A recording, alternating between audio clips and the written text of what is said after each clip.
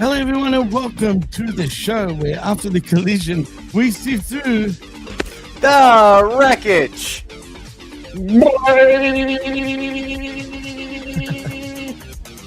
And we are live on Ambs Media Group's YouTube channel and, of course, on the Patreon after the fact. Boys, what a show we've got. By the way, I am your host, Jimmy T. He is the best in the world, Jamie the Vet Williams, and he is the magnanimous, the glorious Chabelo Vera Cruz. But that's not all, because I'll let our special guest actually introduce himself, who is the founding father of this very show. All right, well, it's been 2 years, but I'm still in my prime. Imagine my surprise when Jimmy T was on time. I'm returning to share all my excitement and stressor and talk pro wrestling with the vet and professor. And it's my sincerest hope is this show will fill any emptiness. I'm Christopher Ambs. That's A.M.B.S. Like lambs with no L or bullshit in the morning. Happy Easter, my friends. Let's kick some ass and avoid being boring. Nice. I actually want to give you an applause for that, Chris. That was beautiful. Anyway, enough of the applause already. But I just want to say happy Easter. Thank you for mentioning that to everybody around the world, that is, who celebrate it, including our very nice chat right here joining us. But boys, we've got a bit of a week of AEW wrestling, and in fact, we're in your neck of the woods, Chris, at Winnipeg, Manitoba, in Canada. And man, you attended the show, as a matter of fact, right? I did indeed. In a strange turn of events, I haven't watched AEW in about 2 years. And the other day, my girlfriend, the girl that I've been dating for the last almost 2 years now, she has a son, Clark, who's like super into wrestling. And I was looking at buying tickets to a wrestling show. And I first looked at WWE, and then I thought, no, I don't make that much money. And then I looked at, is there any AEW show coming to town? And it happened to be that week. So things didn't work out with Clark and the other side of the family. They weren't able to come. But my littlest, my youngest, Freya, has been bugging me for the last 2 years. Hey, when are we going to go back to a wrestling show, Dad? And I thought, all right, I'll buy tickets for this. And that same day, literally the same day I bought tickets for the AEW show, I get a text message for the first time in probably 2 years from the vet just saying, hey, what's up? And I went, this is weird that the vet is texting me on the same day I bought wrestling tickets. The universe just seems to know what's happening. And so we went. And you know what? My kids had a fucking great time. Can I still swear awesome on this? I'm sorry. Yeah. Are you kidding me? Come on, Chris. Of course you can. Founder asking. And by the way, since you're back, that means I don't have to be here anymore. See you guys. It's been great. Appreciate you all. It's funny how the cosmic balance works out like that, right? Let me just say this.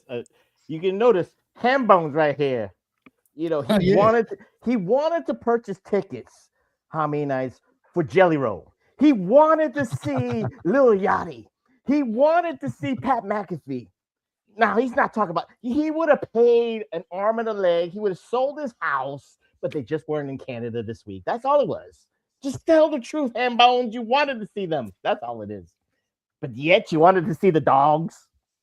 You wanted to see Willie. You're really gonna let the professor believe that BS? I'm just saying. I mean, I did want to see Tony Cakes, if I'm being honest. That's Oh. that's the thing that I wanted to see. Sorry, I bro. give you that. She wasn't Well, there. But not having watched in 2 years, you didn't realize she wasn't going to be there. That's a lot of stuff has happened or stopped happening exactly 2 years ago. It sounds like, you know, it's just like it's almost like time stood still in certain ways. That's right. I have returned on Easter. It's a perfect. You know, Christ is returned. But Vic was saying, yeah, exactly. Christos is returned. But as a matter of fact, you were mentioning how everything aligned, Vet, with Chris, because funny enough, you reached out to me after that, Chris, and then everything.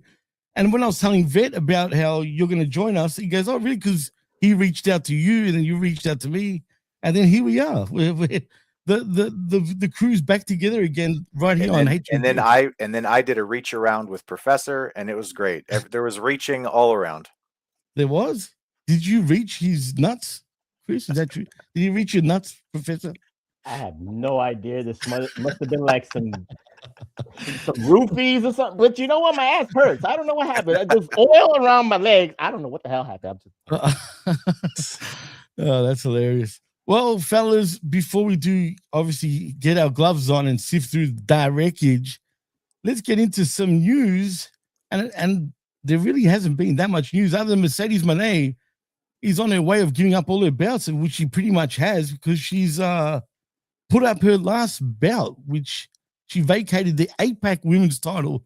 I don't know what the APAC means. I don't know what promotion that is, but nevertheless, her last bout. It's Malaysia, Jimmy. Malaysia? Really? Mm-hmm. She was even wrestling in Malaysia? That's what it said. Wow, she really is someone from the world.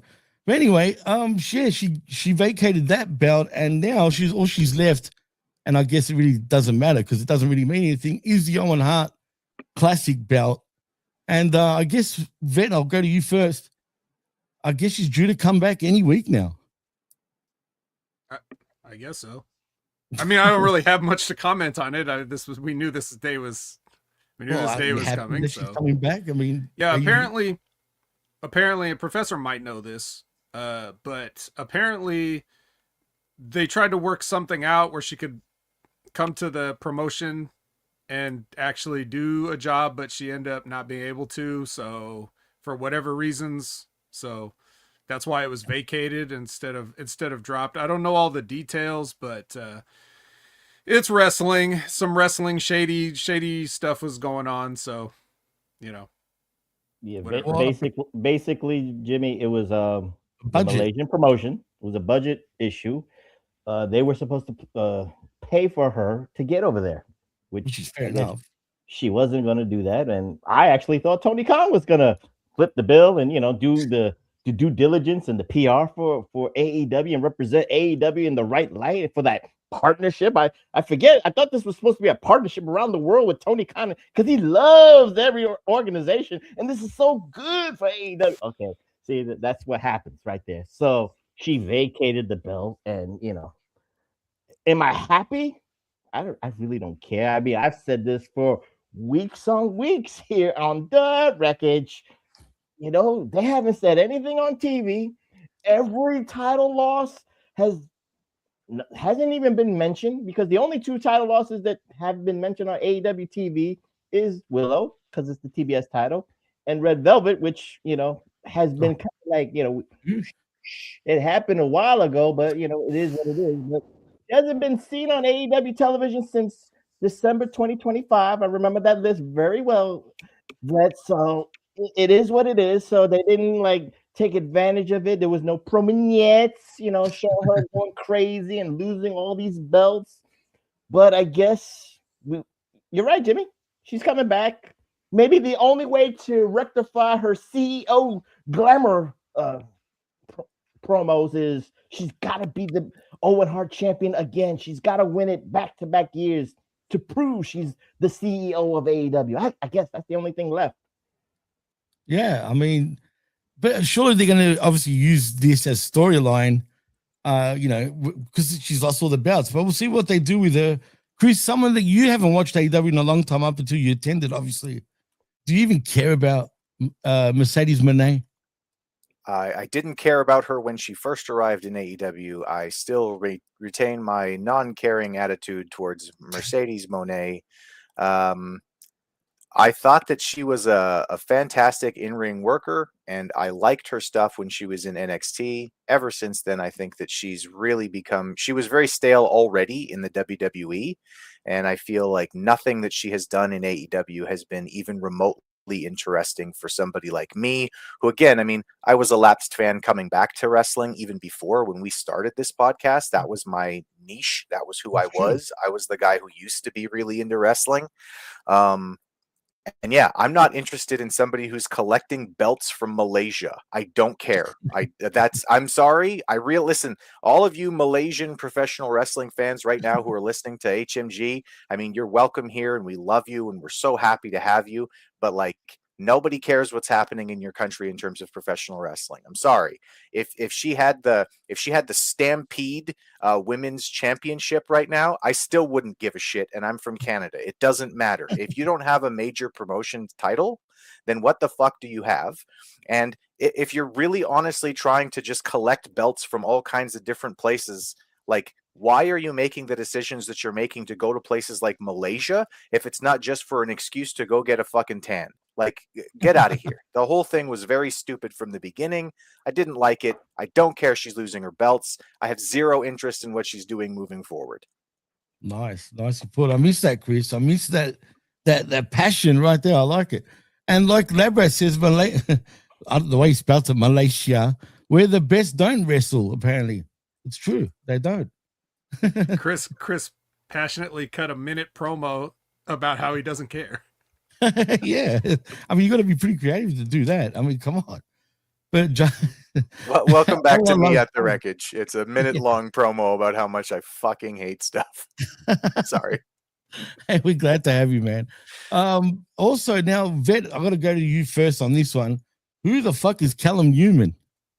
Oh, my God.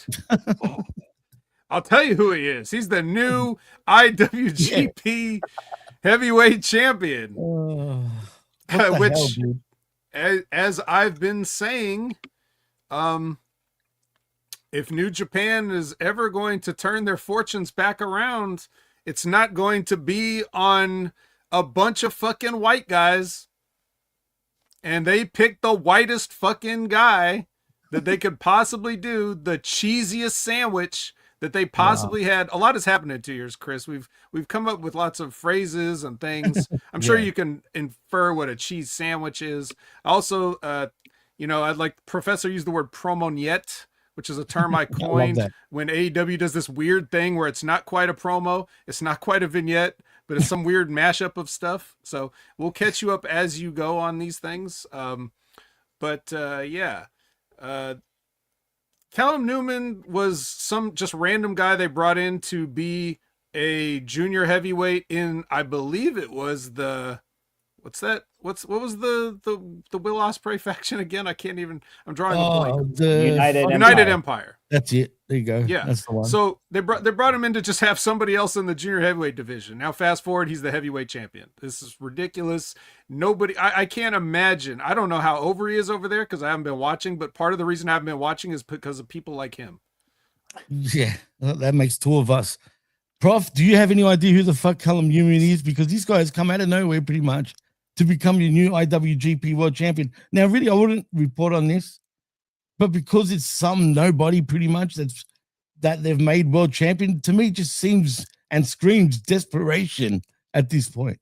He runs the ropes really fast. Does he? That's my scouting report.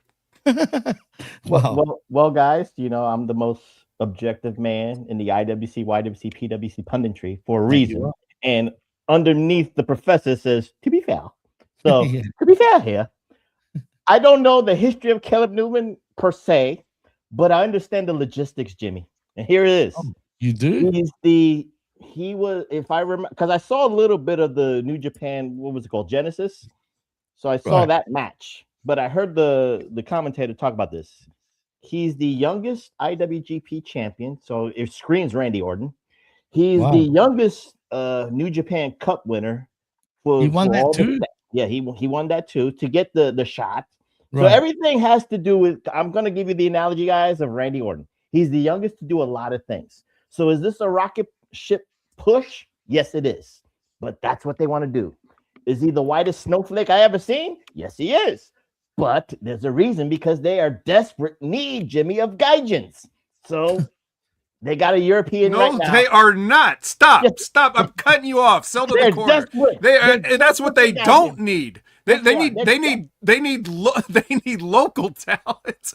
They need No. Japanese talent But in New but Japan. there's more to this. Because of this win and because of this friction, there is some type of tension between mentor and mentee, between Will Ospreay, who was the former leader of the United Empire, vet, and now I assume is the newest leader of the United Empire, and Caleb Newman.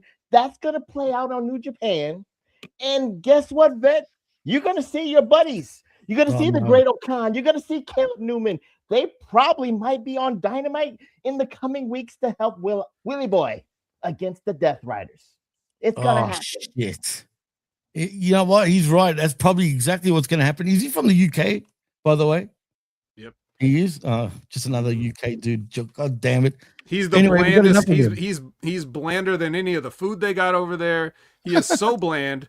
That Professor nailed it. I forgot to make that point. Yes, the only reason this happened is because they had a chance to say youngest ever, which I don't know why they would care about that. If this is your option, I would just say, let's wait for another young guy. Like, just let's just wait until we can find another young guy to be that young guy. It's not making huge business decisions based on being able to say something like that is got to be a huge mistake, Chris. Well, 2 points. First of all, doing everything that you can to make sure that the youngest possible is in places where you can show them off is very Epstein Island-ish, and I'm just going to say that's a bad decision in general. Anything that you can do to be compared to Epstein Island is a bad call. And I love the fact that you say "to be fair," which comes from a famously Canadian TV show that I love. So shout out to Shorzy. And all the other fantastic Canadian TV shows that obviously have infiltrated American culture. I'm worldwide. I'm worldwide, Hambones. You know this. As far as this guy goes, it sounds a lot like he's the WWE's version of Jinder Mahal. Oh, look, a racial person that we can put in a title picture who has no push, no energy, no character, nothing interesting about him, but runs the ropes real fast. That just sounds like a racially charged decision to be made by Japan. And I think that they're reaching. I think that they noticed the uptick in business that they had when Kenny was champion, when AJ was champion. The problem is Kenny and AJ are actually really talented in-ring workers. They're also people who, for whatever reason, people are interested in. I love AJ. I will always say that AJ is one of these guys who could have been a star in any generation ever. Kenny Omega is a singularly like 2010s popularity icon. There's something very weird about him and the people who like him. And I mean, I'm from almost Winnipeg, so I can say all this. I'm talking about my own people here, so thank you. But yeah, as far as this guy goes, I've never heard of him.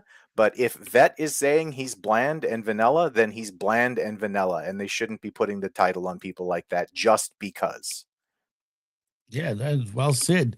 As Josh says, 100% agree about Styles, Chris. Yeah, AJ Styles brought in all kinds of experience and recognition for his 1 year in New Japan. That's top. Crazy. Kenny Omega ingratiated himself to the culture by learning and speaking in Japanese and, gaining the respect that way, as in addition to having, the hard-hitting matches and stuff. This guy, I mean, like I said, I can't fairly judge what they think of him over there, what crowds they have left. So maybe this was a nice decision for like, maybe it was nice, but it's more like if you think this is going to turn the ship around, it ain't, even if they like him. Yeah, that's the sad part. I don't know why they would think to do that, but it is what it is.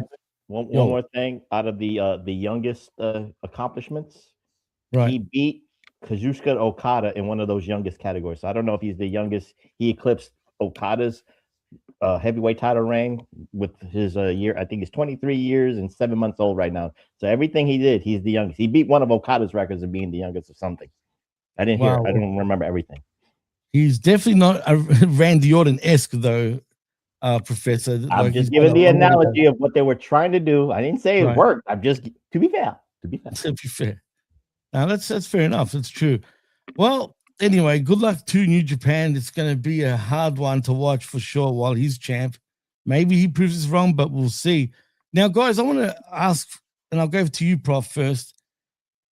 How do you feel about the whole, since you brought up Orton, how do you feel about this whole Pat McAfee surprise return on SmackDown and being the guy that it seems like Orton was on the phone to? What's up with that? I think Professor's using the bathroom. Can I steal? Can I steal? Yeah, go for it. Absolutely. Tag. Yeah. Yeah. So like when I was watching this thing, I think the first thought I had as I was listening to Pat cut his promo, right, is someone put in a scenario to ChatGPT that they wanted, and ChatGPT came up with something, and of course ChatGPT is just pulling from all the other stuff on the internet, so they don't realize that Pat McAfee doesn't really work there anymore. So, but they just pulled his name out because they're going off old SmackDowns and stuff. So that's how they ended up with him and all this stuff. That's what it felt like. It felt like something that was slightly behind, or somebody that just got there and didn't realize that changes had been made or something. And then came up with a bunch of stuff that they think people wanted to hear, but actually did more damage than good to this thing. Because Professor, no matter what they try to do, they are not going to turn the people on Randy Orton. They're just not going to. They're going to try, and Randy's going to try, and they're going to do whatever they can, but they can't. Because today's fans don't want to be manipulated like they were. Well, not these fans, but back then, Vince McMahon in the 80s and the 90s, if Hulk Hogan went down, that person was a bad guy. That was it. It was too easy, too plain right there. The only time it didn't work was Sid Vicious in 92. And Vince McMahon was like scared, but found a way and manipulated his way to make sure that Sid would be a bad guy for WrestleMania. Just doesn't work anymore. You just can't do it. So, it is what it is on that. But the funny thing about Pat McAfee was the things he said. I find it funny, especially for the IWC, Jimmy and Ved and Ham Bones. The IWC was complaining for weeks.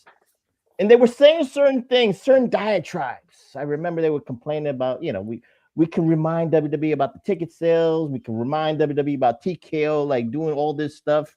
Guess who said everything about what the IWC was complaining about? It was funny enough to me because I was laughing. It's Pat McAfee. Pat McAfee said everything that the IWC said. Now, I'm not going to boo Pat McAfee for saying the truth. It's a truth bomb. I'm going to applaud him. That's what I'm going to do. I'm going to go, yes, Pat, you're right. Am I going to blame Cody Rhodes? No, it's not Cody Rhodes' fault. It's, it's management, it's TKO, it's the greed, all this stuff. That's it. Pat McAfee was a hero for the cause. He was a hero. But guess what? The IWC, you know what? And then it's funny because the IWC wanted to find something bad about Pat McAfee about this thing, guys.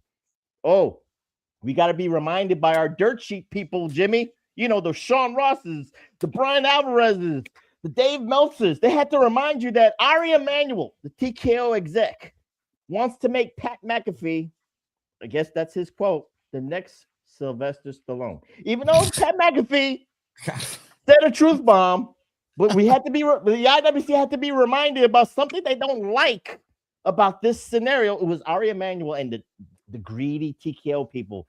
They want to make Pat McAfee. He wants to make Pat McAfee the next Sylvester Stallone. Well, Ari, Pat McAfee has done pretty well by himself. He's the only punter in NFL history that anybody who's a sports aficionado will remember by name, because nobody remembers punter names. I'm sorry. True. That's number one. Number two, Pat McAfee hustled himself to be one of the number one podcast people on YouTube and shit like that, and got a glorious deal for ESPN and shit like that. So if Pat McAfee wants to try out Hollywood, God bless him. But you know what? Pat McAfee, I'm not gonna boo Pat McAfee for what he said. You might want to boo TKO, you might want to boo Triple H, but I ain't gonna boo. Vet, you're right. I'm not booing Randy Orton. I'm not booing Pat McAfee. I'm more laughing because I just want to see how this plays out. This is actually a story I'm reading right now. You might not like the whole book. You might not like the movie, how it's playing out right now, but shit, it's a car wreck that you just gotta finish seeing. That's just me. That's my position. I'm sorry. I want to jump back in here before I forget. Okay. That what you just said feeds into what I said about ChatGPT, because he's pulling a promo out that sounds like what the IWC would say. So where do you think ChatGPT would get all that bullshit? From the IWC. But the IWC, as we always have to remind people, does not speak for the average person who is a wrestling fan. Most people just watch on TV, pay their money when it comes to town and enjoy it or not. And that's pretty much it. They're not always online like that. They're not always digging through the dirt sheets and the narratives and stuff like that. So everything that Pat McAfee was saying there, I would venture to guess about 75% of the people in that room had no idea what the fuck he was talking about. What was that line about 2 5'5" guys doing flips? Cody's not 5'5". So like, what does that have to relate to trying to, you know, go heel on Cody? Like everything about that was like AI generated, you know? So I just want to get that out. Number one, Pat McAfee's reminded you about like what makes Chris Hambones not watch AEW for 2 years. Those 5'5" guys, he's trying to take a dig at that. That's the thing. But who is he talking about? We're talking. Who are they pushing? Roman Reigns? Is he a 5'5" guy? CM Punk is a 5'5" guy. Drew McIntyre's a 5'5" guy. So like, who is he even talking about in relation to WWE? What he's saying would be stuff that the IWC may be talking about, but they may not even be talking about WWE. That's what I'm talking about. That's what I'm saying about this whole thing being AI slop. It's an AI slop promo that they handed to Pat McAfee. Is it AI slop or IWC slop? Because that's what he's. But AI pulls from the internet. That's all the AI has to go on. It's not writing the shit out of its own actual intelligence. It's just amalgamating what's being said on the internet. The average person doesn't say things on the internet. Only the psychopaths that don't get off the internet say things on the internet. So all of those people are indirectly writing this promo, and that's what AI is coming up with when you prompt it for something. He's speaking in generalities. That's all I can say. I ain't defending it, but it's generalities. And because of the IWC and AI slop, Vet, that's where the IWC can actually resonate with. They can understand what Pat McAfee is saying. It crosses all boundaries. It's not about Roman Reigns, Cody Rhodes. Could be about the Americanos. They're kind of 5'5"-ish. Could be about Ray Phoenix. He's a little 5'5"-ish in Pat McAfee's eyes. Could be about who's another small ref. Well, the Cruiserweight Classic. He must have hated the Cruiserweight Classic back in the WWF days or in the NXT days. That's it. But very general. Well, Chris, before we get your thoughts, to me, it sounds like a whole bunch of desperation once again, because it is WrestleMania season. They need to sell those expensive tickets. But like you boys said, and I'm talking about you, Vet, and Professor, you're both right about his promo and whatnot. I understand what he meant, Vet, as well, like what Prof was saying. I don't think he was mentioning particularly anyone in WWE. I think he's talking about just the wrestling business in general. Or, look, we could be wrong. Who knows? But that's how I took it. But, Chris, I know you don't watch WWE anymore, but just hearing what we've been talking about, I mean, how do you feel about it? Yeah, well, when I say I don't watch WWE, I don't, but I still sort of keep up with the product, even just watching things on YouTube, specifically Stevie. Great channel, by the way. He's Everything killing that it, they produce absolutely. is just fucking top notch, man. Thank you, Ella. And reading about this, like watching Stevie sort of break this down and how this went and what this felt like, also looking at WrestleMania season and how much of a failure it has been to this point. And I mean, like, they have been really struggling to sell tickets. They've had to do a number of times where they're, tickets are 75% off right now, only for this week. But get your tickets, guys. Make sure you buy them because like there's still lots available. Well, yeah, that's what happens when you price your fucking tickets at $8,000 for like decent seats. You guys are fucking crazy if you think that people can pay that. They can't. And like, I don't know. They're having a really hard time getting any excitement. Again, like my stepson Clark, huge wrestling fan, huge, right? Like he begged me to buy the new 2K game when it was coming out. Oh, please, please, please, please, please. You got it, so, don't you? I do. Yeah, of course I got it. Yeah, and I feel like a fucking sucker because that game is its own nightmare of fucking. I bought it too, Chris. But the smile, but Chris, come on, the smile of the child. That's all that's worth. It is. It's worth the money. I agree with that. But I gotta say, like when I'm watching stuff like what Vet said about how it looks like AI slop, it very much felt to me like somebody gave the book back to Vince and he went, where did we leave off, pal? Where's that Patrick kid that we had in here?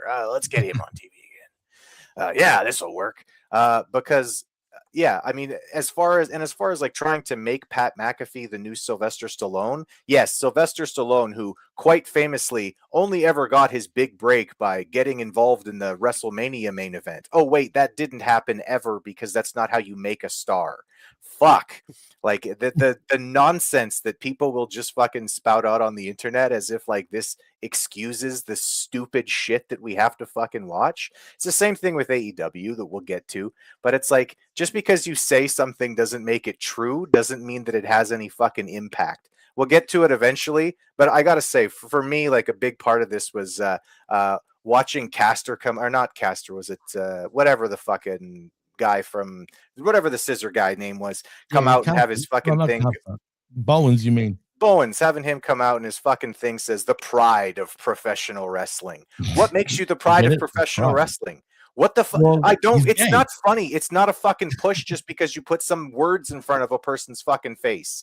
Is the guy actually the pride of professional wrestling? Have you guys seen any fucking videos of old school wrestlers like Rip Rogers coming by and being like, yeah, this kid's really got something. We really like what we see in this kid. No, you haven't seen anything like that. It's just a fucking slogan that AEW slaps in front of something and then pretends like that's a push. Fuck off. Yeah, that push went off the cliff, as a matter of fact, Chris. He got pushed literally off the cliff. And you could have pushed him. You could have done something with him. It's not like he can't work. He's a good fucking in-ring worker. Yeah, decent, definitely. No, for sure. I agree with you on that, man. But you know why they gave him the pride of, AEW, right? It's just words. It's just words unless you fucking do something with it. Same thing with this. Yeah, they want him to be the new Sylvester Stallone by making him interrupt the WWE fucking main event in WrestleMania. How'd that work for Travis Scott? Is he now the new Sylvester Stallone? Or I guess he'd be Wesley Snipes. Is he that? Is he going to be the new Blade? No, because that's not how you fucking make a star. No, he's the new Tupac.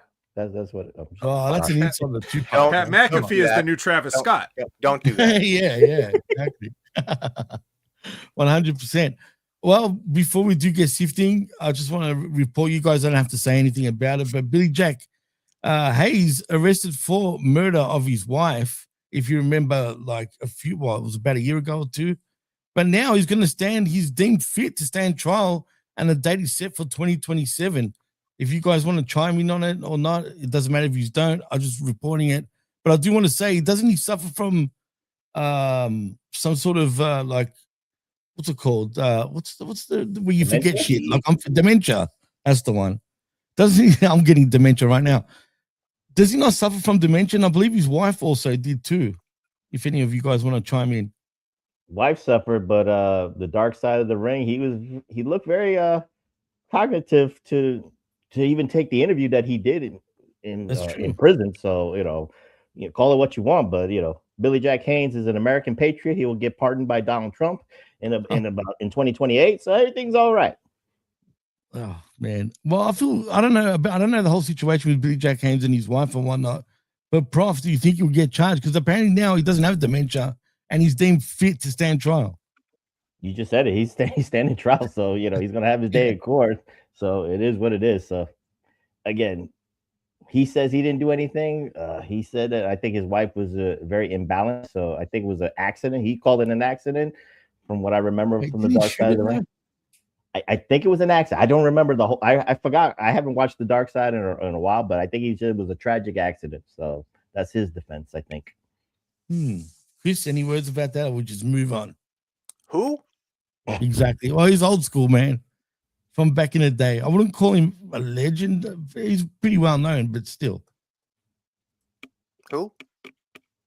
Fair enough. And speaking of who, CMLL signs Thunder Rosa to a dual AEW and CMLL contract. Vet, they're going the other way. They're going the other way. Now they're going the other way. That's this Claudio's got one now. Thunder Rosa's got one now. And that's what I want to ask. And then we'll get into the what is there to ask? Yes, they collect 2 paychecks. No, but do you think, because this is happening everywhere, obviously in New Japan they're doing this as well, like with AEW, and now CMLL is doing it with AEW and vice versa. But do you think there's going to be a lot of conflict of interest the more this happens? Because I don't know how these two-way deals work and what the pay is like, but I think it's a little bit too much, in my opinion. It's never too much. Well, not too much. It's never too much money. Jimmy, forget that. You know who needs a dual contract? Willie Mack. That's the guy who needs. I was going to mention that. That was in my mind. The man hasn't worked in AEW for 2 years. Been waiting.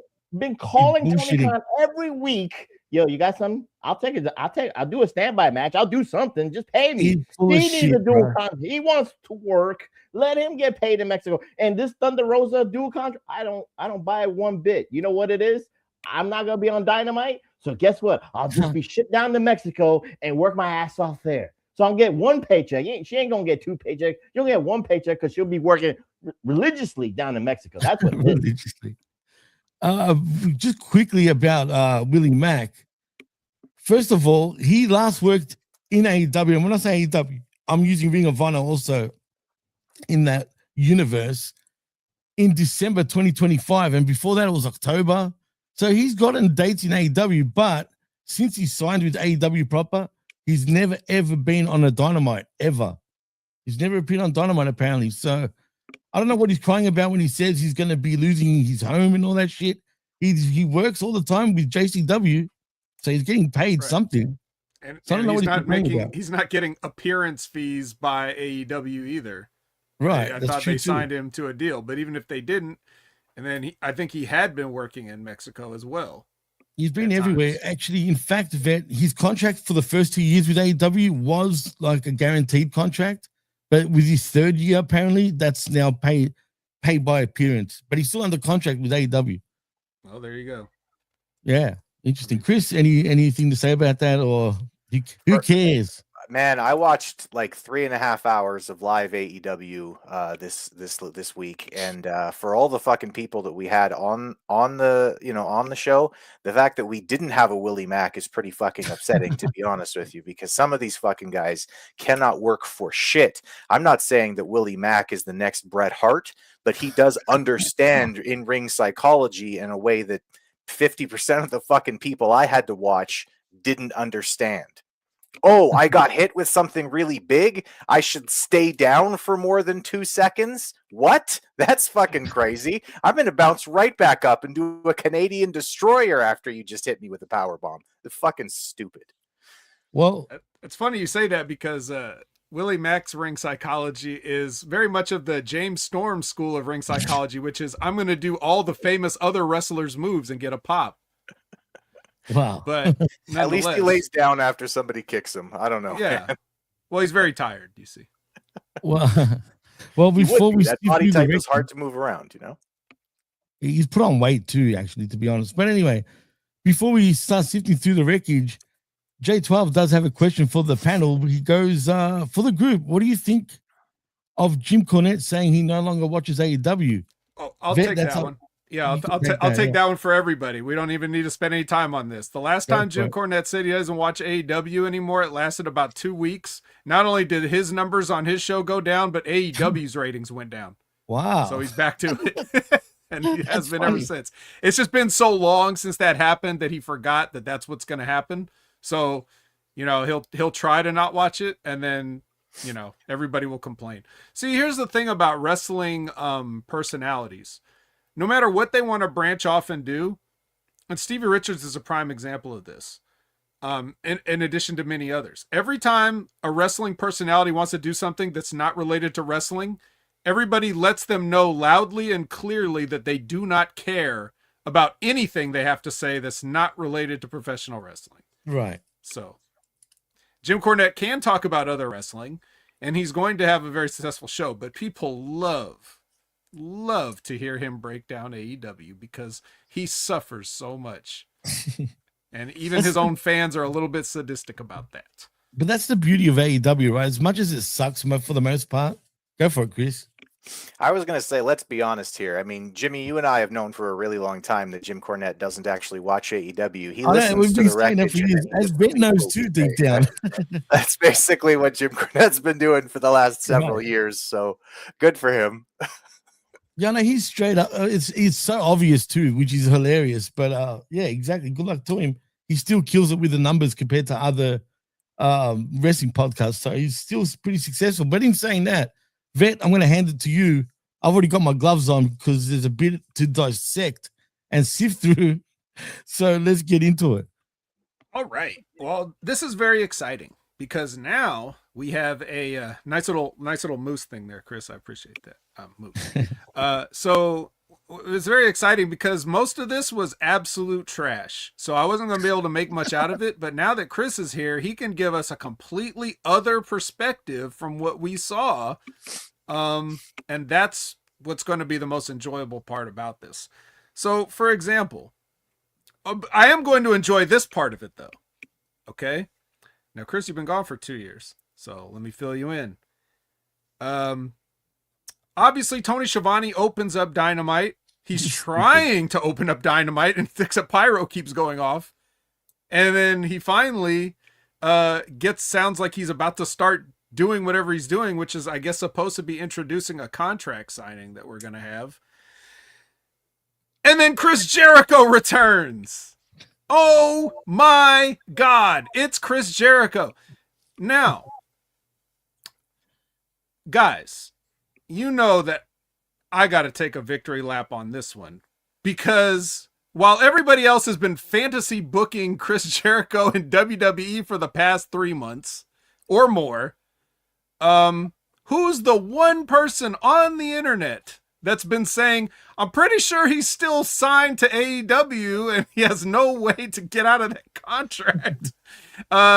I've consistently said this every time someone brings up Chris Jericho coming to the Rumble or Chris Jericho's spot at WrestleMania. I keep saying, didn't he sign like a 10-year deal with AEW or whatever? I mean, too, I suppose he could have simply lied about it, but I kind of feel like he's got a good thing going here, and he's not a big enough mark that this money's not good enough. So kind of feel like he's going to just stick around with AEW and just half-ass it with no responsibilities.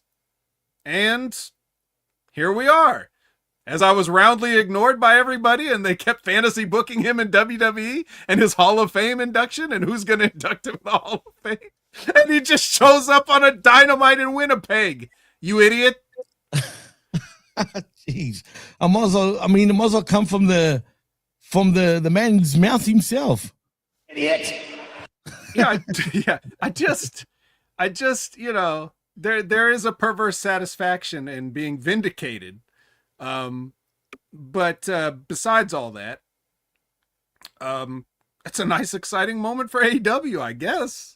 Except for what we actually got. Now, I can't wait to get Chris' perspective, but I'll give you my perspective. So Chris Jericho comes out, milks his music, Judas, says nothing, and leaves. And then, I mean, he doesn't say literally nothing, but you know what I mean. So I was like, is he going to sit in on the contract signing? Is he going to cut a promo? Like, this is the big return of Chris Jericho. This is exactly, for all you people that have been fantasy booking WWE, this is exactly what WWE would have done if Chris Jericho showed up there. They would have just had him do his entrance, say nothing, and that's good enough for all you peons. Now get him out of here and get him on his bus and get him the fuck away from everybody. Oh boy. I mean, I wouldn't be surprised if he doesn't even show up for weeks again. Now, Vet. I'm telling you, don't put it past him for that to happen. I wouldn't. But we're gonna well, I guess we could quickly throw it to Professor, and then Professor could tag Chris, but I want to hear all about how it was in the building. You know what? I want to hear how it was in the building with Chris. And I'll just say this. What it reminded me, guys, was when Chris came back to Raw, like around 2016, 2017, because he did the same thing. He had the glitter jacket on, and it took 8 minutes. Didn't say nothing. But I think he was waiting because he was milking it so much that the people started like, all right, say something. He didn't say shit on Raw. So this was a little bit different. So then he said, I'm home. And then he left and all that stuff. So I was like, okay, you're doing the same thing. This is what you just said, Vet, a couple of minutes ago. AI slop or Chat GPT. So it's the same. You know, wrestling is brought to you by Chat GPT. Like, they should use Grok because Grok at least is a little bit more, centrist. Chat GPT. Copilot's the best one, Prof. I'm telling you. Which one? Copilot, Windows, Microsoft's one. I'm just saying Grok is okay with me. I'm using Grok, but for me, guys, and Chris, maybe you can confirm it or deny it, but I heard a pop. It lasted for 30 seconds, and then it got kind of silent. The floor is yours. It felt like it kind of like withered and died a little bit. That's all I just saying. Yeah, well, I think that, like you guys both had mentioned already, the lack of what is this? Why are we excited that you're back? Like, what exactly is it that you're back to do? What's the point? What should we be excited about? And I think that I think they dropped the ball on like doing something that could have been very interesting. I think that they dropped the ball by having him again just jump on his fucking bus and get out of there right afterwards. There were a number of times during the rest of the show that if he would have showed up again, he would have got a monster pop for, he's here to save Will Ospreay. That's fucking awesome. Wow, cool. Chris Jericho's back to do something interesting or different. There was nothing like that. I will say that leading up to the show, I remember watching, it might have been you guys from a couple of weeks back, and somebody said Chris Jericho could go to WWE. I don't think he will. I think it's more likely that he shows up in Winnipeg because AEW has a show in Winnipeg coming up. We were saying that. It was becoming pretty obvious. Right. So, I mean, there we go. Right. I will say that for the people who were there in the arena, for me, it was funny because when I was when me and the girls got there, I went to the merch table and, I wanted to get them T-shirts or whatever. Right. For, they're at a wrestling show. And my oldest said, well, is anybody famous going to be wrestling? And I said, well, yeah, like I think Edge and Christian are here. There's like that's pretty much it. And then I thought, as I was sitting there, I was like, oh yeah, Chris Jericho, right? Chris Jericho is probably the most famous guy here. So, that sort of points to how popular AEW is in the zeitgeist. But so basically, like when the music hit, a lot of people weren't sure what was going to happen. I think that part of the reason why he didn't get a bigger pop is because it was April 1st. And I think that a lot of people had the same thought I had, which is this must be MJF fucking with people. That was my thought. And I think that could have been a much, much better version of this. You have Jericho hit. MJF comes out. He's fucking with you. Haha, stupid Canadians. Fuck you. Obviously, Jericho's not here. And then Jericho's music hits again and he comes out. That's a much, much better version of he's coming back, right? Although there's already 14 fucking people going after MJF, which was confusing as fuck to me in the arena. What the fuck, guys? Focus on one fucking thing before you start going on to the next thing. And they can't even focus on one thing, Chris, which is even funnier. It's really dumb. And then, of course, Jericho comes out. He milks the fucking song. I very famously am not singing fucking Judas. I'm not doing it. I was not singing it. come Fuck that on. song. And Wait, hold up. How many nights? I do not believe Chris says fuck this song. If anybody was at the Canadian show and has a phone and was taping Chris Hambone, send it to the professor, PWS PRF on Twitter, so I can share it with all y'all because I know this motherfucker was singing it. He's He was like, singing with his children. Again, he's kayfabing y'all. That's all I'm saying. That's all I'm saying. I am He's the right. only true cool Chris from Canada. There was another one, but he did some bad stuff, and we're gonna talk about him anyway. But anyway, yeah. So the Jericho thing, he milked the song. He came out. Everybody is fucking screaming at the top of their lungs. That's a legit thing. The entire arena was absolutely into Judas. Jericho comes out. He says AEW, and he gets a reasonable pop. Winnipeg, and then gets a great pop because of course you're in Winnipeg. Great, you can do the Mick Foley thing, cheap pop, everybody claps. And then I'm home, and then everybody went, yeah, the okay? weird, man. Okay, You're right. is that's it? And then he left, and that was the entire Chris Jericho thing. So that's what they say in WWE. I'm telling you guys, he's not going to be around the next couple of weeks. I'm telling you. They're going to fuck it up before it even started. Well, again, I'll say, to be fair, just like my tagline is, before with Chris Jericho from 2019 to 2025, guys, let's be real here. He's been on TV 95% of the time, almost every week. Right. And again, we got the Inner Circle. Oh, no, I'm talking about groups. Inner Circle, Jericho Appreciation Society, and the Learning Tree from 2019 to 2025 and every week. And then the breaks he took was, Fozzy tour related stuff. So it was maybe 2 or 3 weeks. Then he's back on TV and stuff like that. So even the sickos said, you know what, Chris, you need a break. So this is the only thing I'll say here, guys, and Vet maybe you could chime in on this, was the positive thing was you needed a break from Jericho.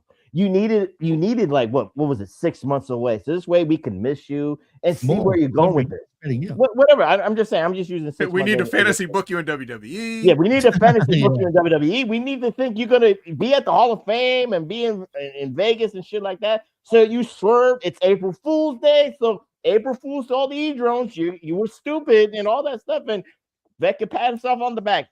But again, we can miss you, and you can go from there. And I think Chris or Vet, you both said it right. Maybe you could have done more. Maybe you could have helped Will Ospreay. Maybe you could have at least said, "What is your stance here in AEW?" You didn't have to jump in and beat up somebody. Maybe you could have just looked from the skybox at a match just to say, "I got something here.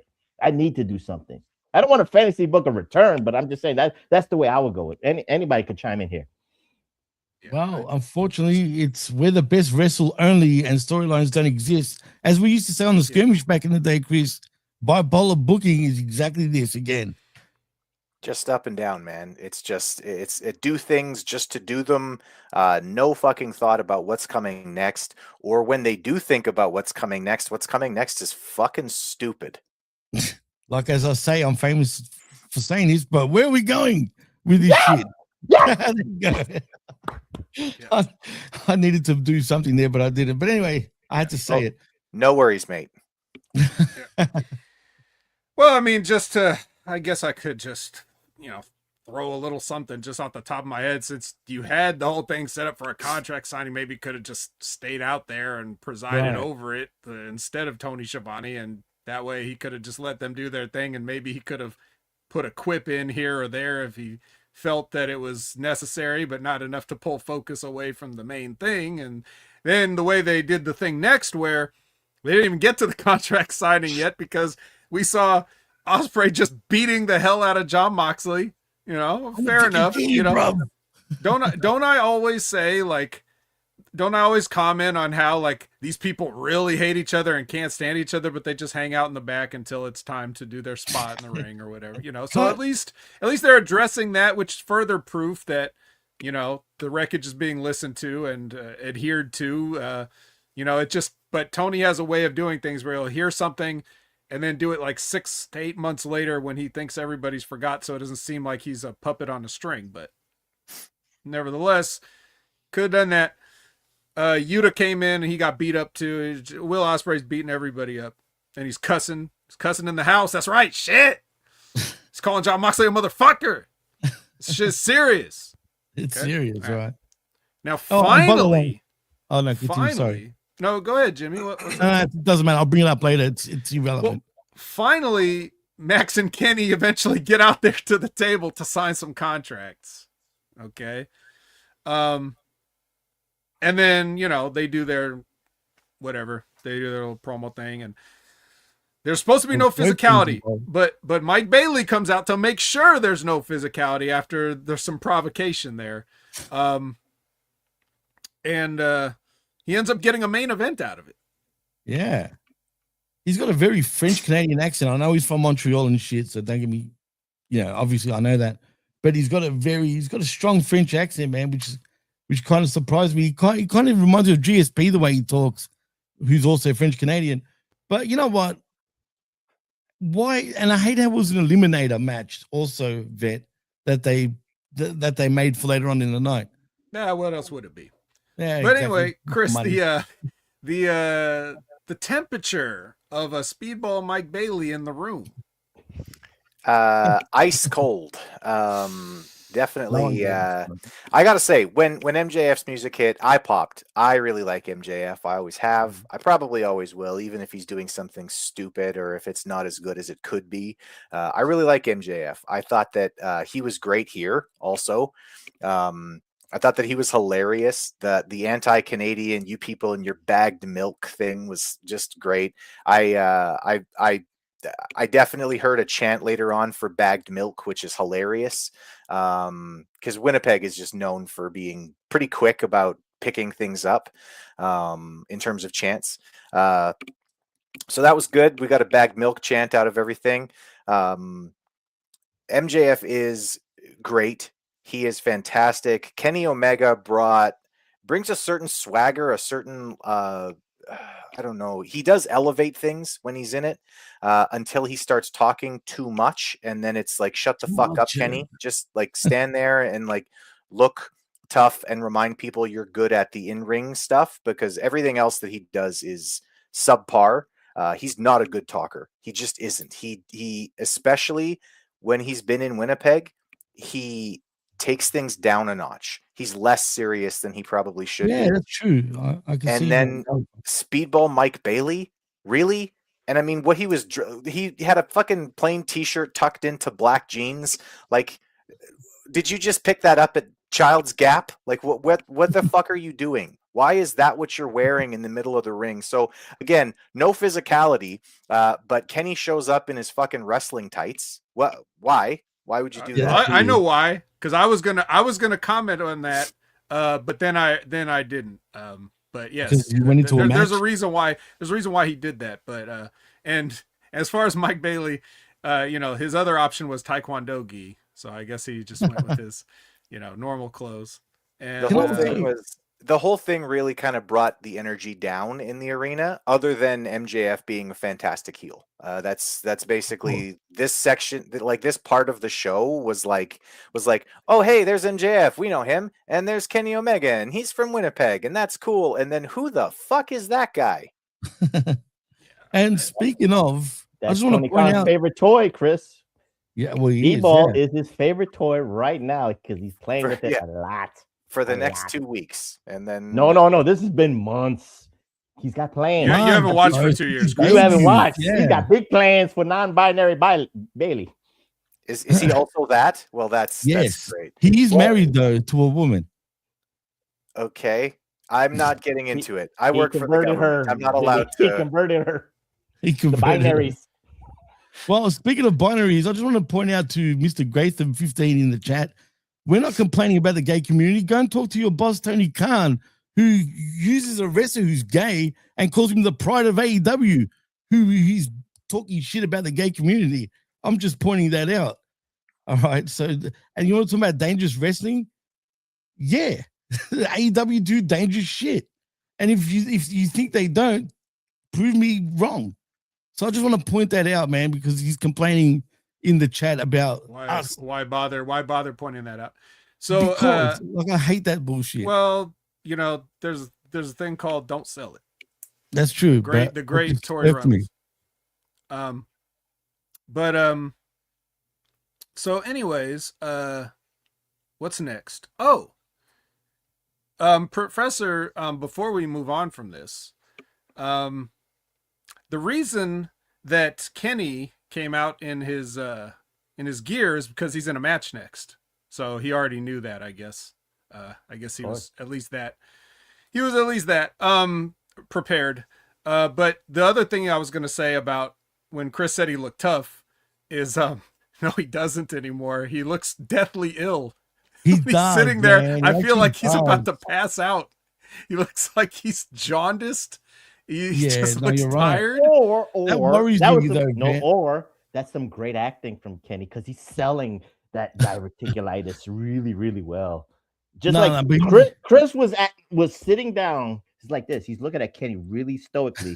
Like, is that diverticulitis really affecting him right now? Because he was selling it right there, and Chris was like believing it. So you got to see that, vet. Again, he's selling the diverticulitis. He's selling the pain. He's like, I am 100%, but MJF knows better. But I'll say this, and then we'll go to the next segment, guys. I didn't like the retort back. It's like, oh, I got the HIPAA report on you, MJF. My doc. I also have been talking to your doctor. No, shut the fuck up. I know, it's so corny. That was corny as hell. And I'm a fan of both these guys. You guys know how I feel about Kenny, especially. I'm a big fan of Kenny's and always will be. But you're right, Vet. He does look sort of sick, and that kind of worries me. He definitely has some illness going on. My guess is it's a mental kind, but let's move on. Could be. Well, it's not just that night. I mean, it's been like this for a while where he just definitely does not look healthy, but that's because he's not. So, fair enough. True. This match though that he's about to be in with his tag team partners Brody King and Jungle Jack are gonna take on The Demand. Okay. Now this is a spot that Chris couldn't have known. But there's one of my the best part about this match, obviously Ricochet. Ricochet is the MVP of this match. He takes the fall in this match. He's the reason anything in this match is entertaining or good. He's just everybody's working around him, and like, he's the center of everything.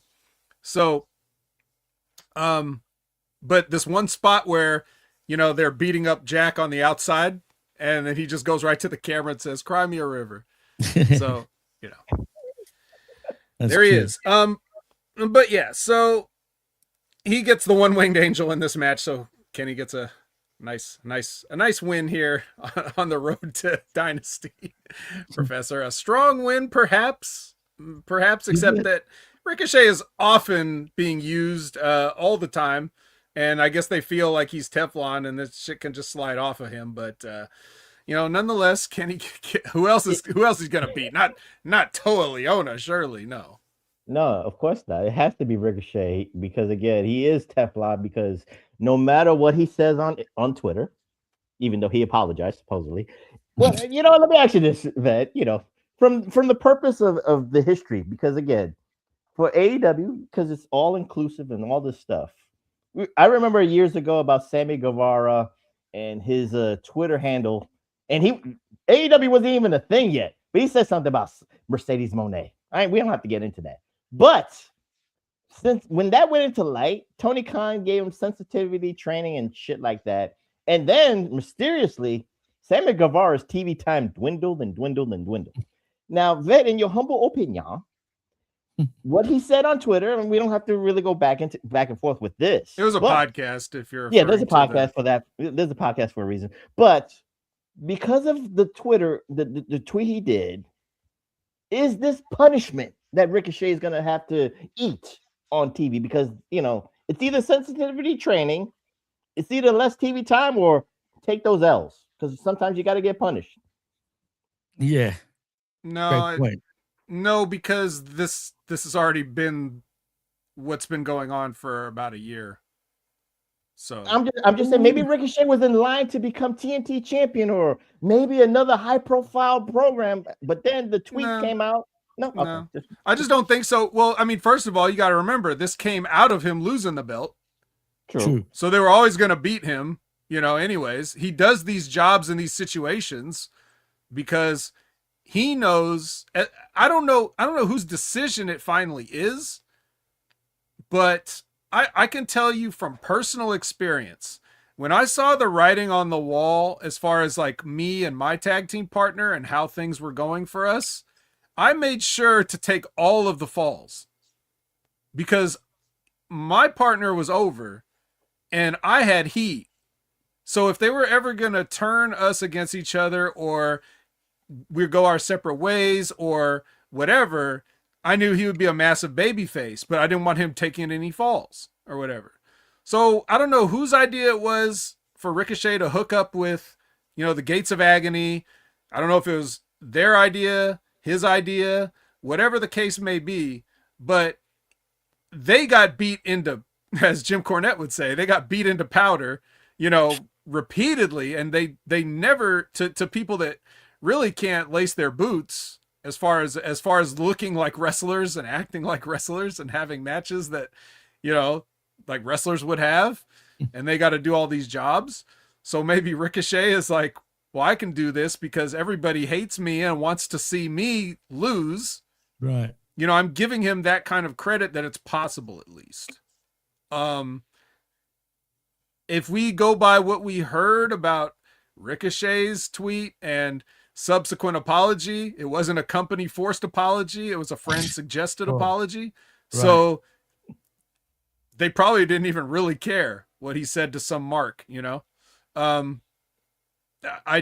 don't really see it like that, but they did take him off TV for 1 week, just probably because they were like, all right, let's let the heat die down. They did that when people were chanting certain things about Brody King matches too.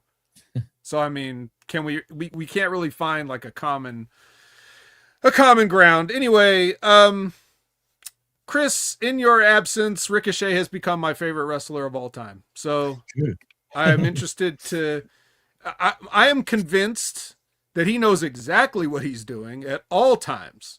I mean, here's a guy who, in a business where everybody is a bald guy, gets the fans to chant bald at him as if it's an insult. Like there aren't any bald wrestlers with beards in the wrestling business. And he somehow turned that into heat for himself. I'm convinced he's a genius, or at the very least, accidentally a genius. So, but watching this particular match, like just watching the way he's kind of doing everything, and everybody has to work up to that. He's getting everybody over on both sides of the ring here. Was marvelous. Just another 10 out of 10 performance from Ricochet. What did you see that night? Yeah, so a couple of things about this match. First of all, I want to congratulate Tia Leone for their amazing transformation. The new look body is really a complete opposite of what we used to see from what used to be her on TV. But David Duchovny is in tears right now. Shambles. So congratulations to Tia Leone for that. How the fuck? I'm sorry. I have been gone for 2 years, so you guys will have to fill me in on this at some point. How the fuck did they get anyone to ever cheer for Jungle Jack Perry again? Did they cheer for him? I couldn't really hear it. He's a good guy, which I was like, what the fuck is happening in this company? Don't dismiss the fact of the song. That's all it is. Audience. That's what it is. It's true. Wave your hands. That's all it is. It's the song. That's Remember, they took him off of TV for a Chris Jericho length of time. Yeah, and he expected us to forget all about everything. They could take him off for another Chris Jericho. They could take him off for a Chris Benoit length of time, and I'd be happy. Shit. I did like that there were a number of quail diving spots. Oh yeah, remember that? I'm glad you said the quail dive. Forgot about that. There was a lot of they all quails clumped sitting together, well. and they waited and looked up, and they went, "Oh, is it time? Nope, not yet. Let's punch some more. Let's punch them. Oh, is it time yet? All right, okay, now we can catch them. That's cool." You know what, so Chris, that's always the only fun. smart one with that was actually Brody King rolling himself into the ring before the move happened by Jack Perry. I actually thought that popped me a little bit. He's like, fuck that. I want to roll back into the ring. But anyway, please continue. Yeah, they're getting better at it. I actually do like. Is it Leon? Is that his actual name? Koa Leon, I guess. The Great one look. that's half Samoan? Great look. Legitimately great look. You could probably push him and his tag team partner if they could figure out how to work.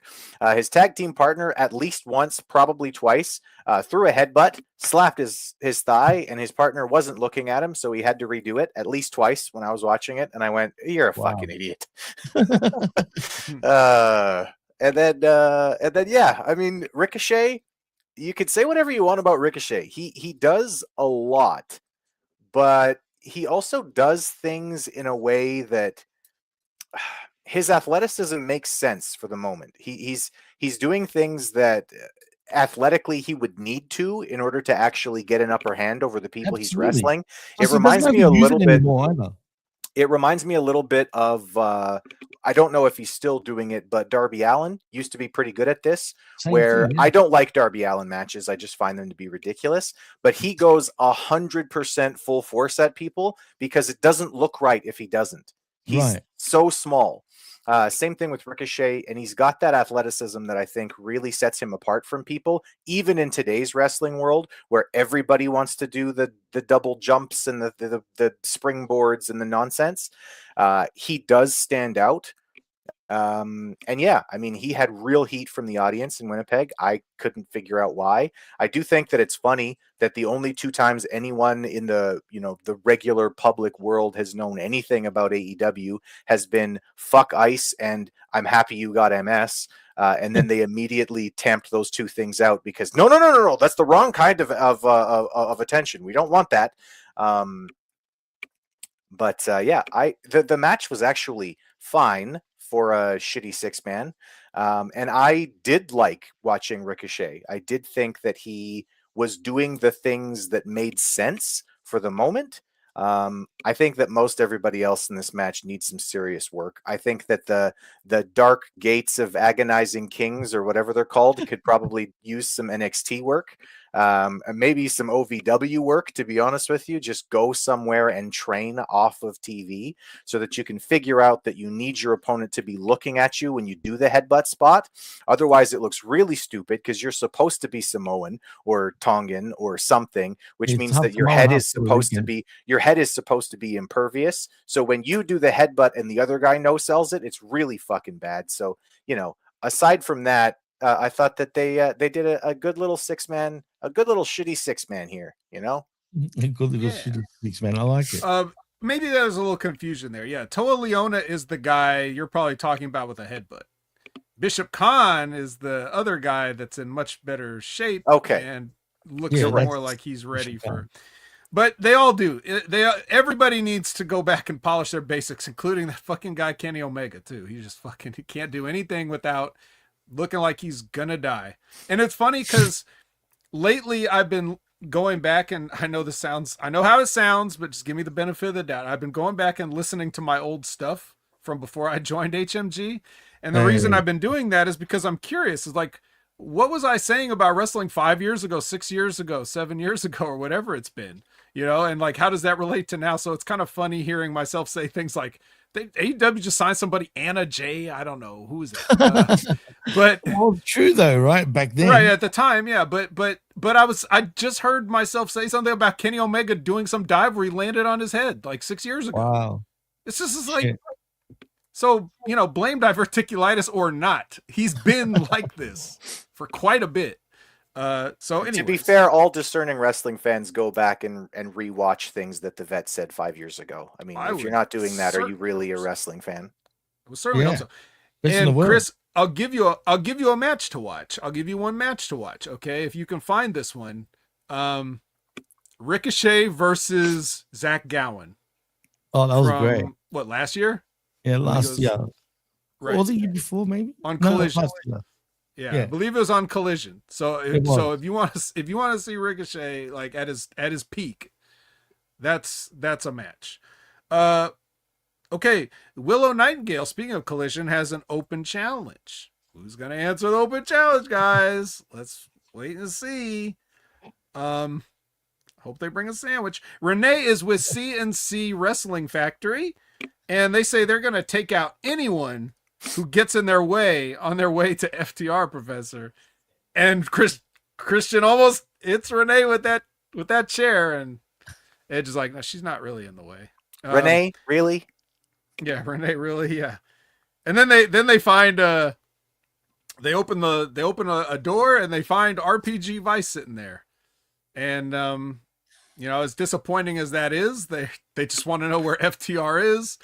And they somehow know these members of the Don Callis family know FTR's business. They're not there. They're going to be on Collision tomorrow. So they know FTR's booking.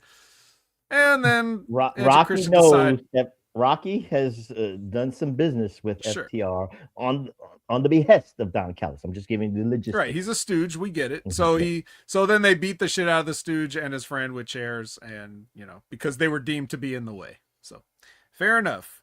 Now, Professor, this is somewhat FTR related. You don't have to spend too much time on it, but I want to hear your perspective as the TV viewer, and then I assume, Chris, they played this for you guys in the arena. I want to know how that went over too. But Professor, what did you think here? I thought the segment, again, you got Edge and Christian.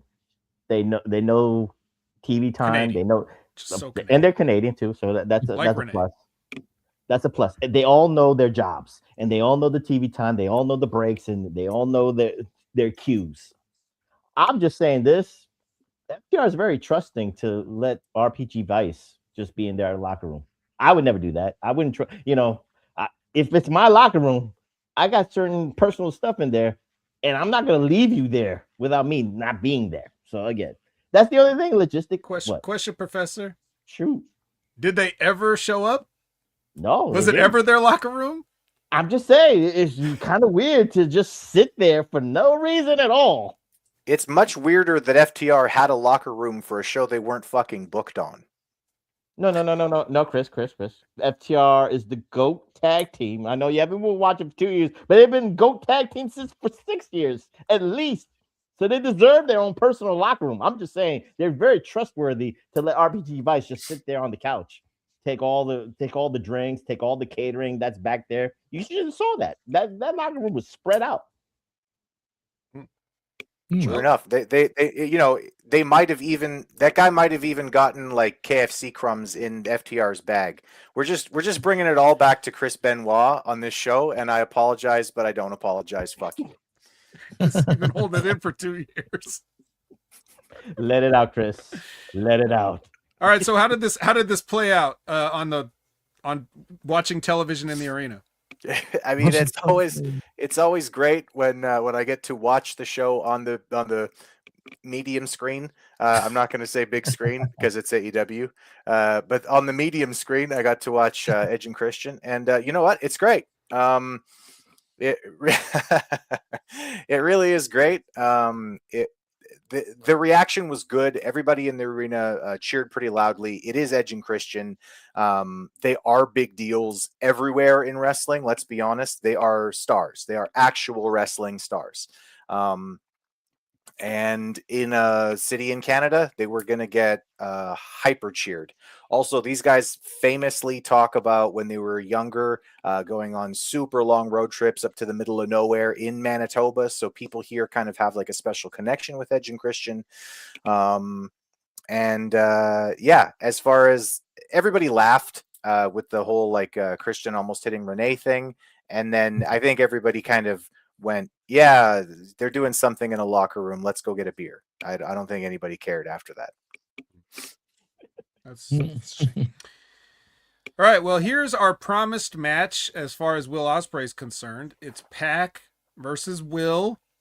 Now, this I got to ask Chris about, because what it looked like to me was that Pac came out for his entrance, and somehow he ended up jumping Will Ospreay from behind on his entrance. So to us, we couldn't see what he was doing, but I imagine you must have seen him like run through the crowd and back around somewhere, right?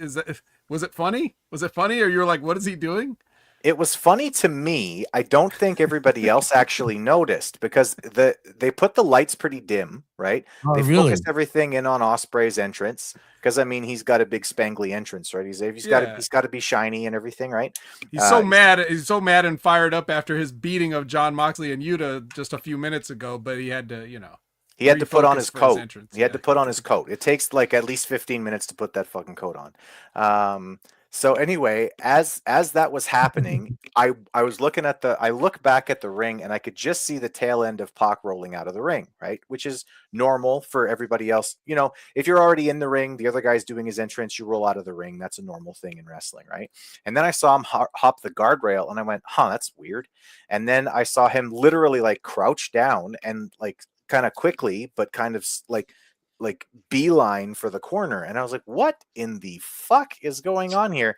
Meanwhile, I know everybody else is focused on Osprey, but I'm like, it's a man in a coat. I'm not that interested in this entrance, you know? And then, yeah, he got behind him and attacked him, which I thought was actually pretty funny, to be honest with you. I was watching and I did kind of get a little chuckle out of it, but it had to be a little chuckle because when I did go to the merch store earlier, the T-shirt that my older daughter bought was a Will Ospreay shirt, and she was very excited to see him. So I had to be quiet with my snickering. I see. Well, I mean, it was funny. And it was even funnier on television because you didn't get to see that part. He just appears after he did the whole entrance and like, yeah, I'm Pac. I think no, but Vet, I think it depends on the feed that you watched it from because Chris, it's been 2 years, but I'm a charter member of the My AEW International app, so I saw it from that feed to just get my. I saw that one, whichever one has the commercial breaks all the way through. Okay, but from what I saw when the match started, and you heard the Will Ospreay, the camera didn't pan out just enough because I saw from this corner, I saw Pac getting under the ring and then started bouncing. So I was like, okay, something's happened. And then for TV purposes, how many nights? Will Ospreay, everybody knows a Will Ospreay entrance. He has his hood down, so his peripherals is out. But there was something very catching on this one because I never noticed this, unless I'm wrong, unless I got Mandela effect here. He had more like tassels or something like this to cover his eyes. I've never seen that because every Will Ospreay match, he just his hood is down, but he doesn't have anything that covers his face. He just has his head down like this. So I guess they wanted to have Very the analogy tactical. or the it's a tactical jacket. It was very tactical, but whatever. He was really covering his eyes, so he couldn't see shit. That was it. And then you saw the Pac thing, and there was again. But Jimmy will tell you this, Chris. I will. That the Death Riders has been good guys, but I don't know what the hell's been going on here. But everything that they've been doing, especially in this match, has been very heelish. But again, but for quite a while, no, they've been heelish ever since. But Chris. Mox was the people's champ at one stage, Chris. Don't listen to him. Yeah, the Sickos have changed their mind. They've changed. They've been trying to. You want to talk about ChatGPT AI slop? The Sickos in the stands have been ChatGPT AI slop for what the Death Rider's been doing for the last year and a half. That's all I'm gonna say. Vet, the floor is yours with this match. That's all he's gonna say. Yeah. So. Without getting into that whole can of worms, we'll see how far we can make it without having to explain to poor Chris what has been going on with Jon Moxley. Yeah, because it's ridiculous. Let's be honest. He gets jumped, okay? Regardless of how or what feed we watched or if you're live in the building, he got his ass jumped. And they kicked the shit out of him. And he bravely gutted his way back to the ring and said, this isn't going to stop me. I'm going to fight. Ding, ding, ding. And gets the shit kicked out of him some more. And they get some nice heat on the neck because we want to make sure that since everybody knows that this guy had a broken neck and he had a surgically repaired neck and all this stuff that we're going to heat up your neck. Very ineffective at attacking necks because he's still walking for a lot of this match. But he did get the heat on the neck. And then the sweetest revenge, guys, when you have a blood feud against a man, a group of men associated with that man, or whoever, everybody knows that the sweetest revenge is when he goes for a crippling move on you and you just cradle him up for a 1, 2, 3. Man, that's more satisfying than any kind of other revenge that you could think of. You just got to roll that motherfucker up. The revenge roll up. I like to call it. Yep. Like the famous finish from the Hell in a Cell match with Mick Foley and the Undertaker, the dreaded roll up. You damn right. Oh wait. Yep. Yeah. Oh wait. It's Yeah, over. no, he didn't. No, he didn't. And then so after that, because Pac is fine. I mean, he's 90% of this match. He was on top. So, he uses the deadliest move in wrestling, the heat back.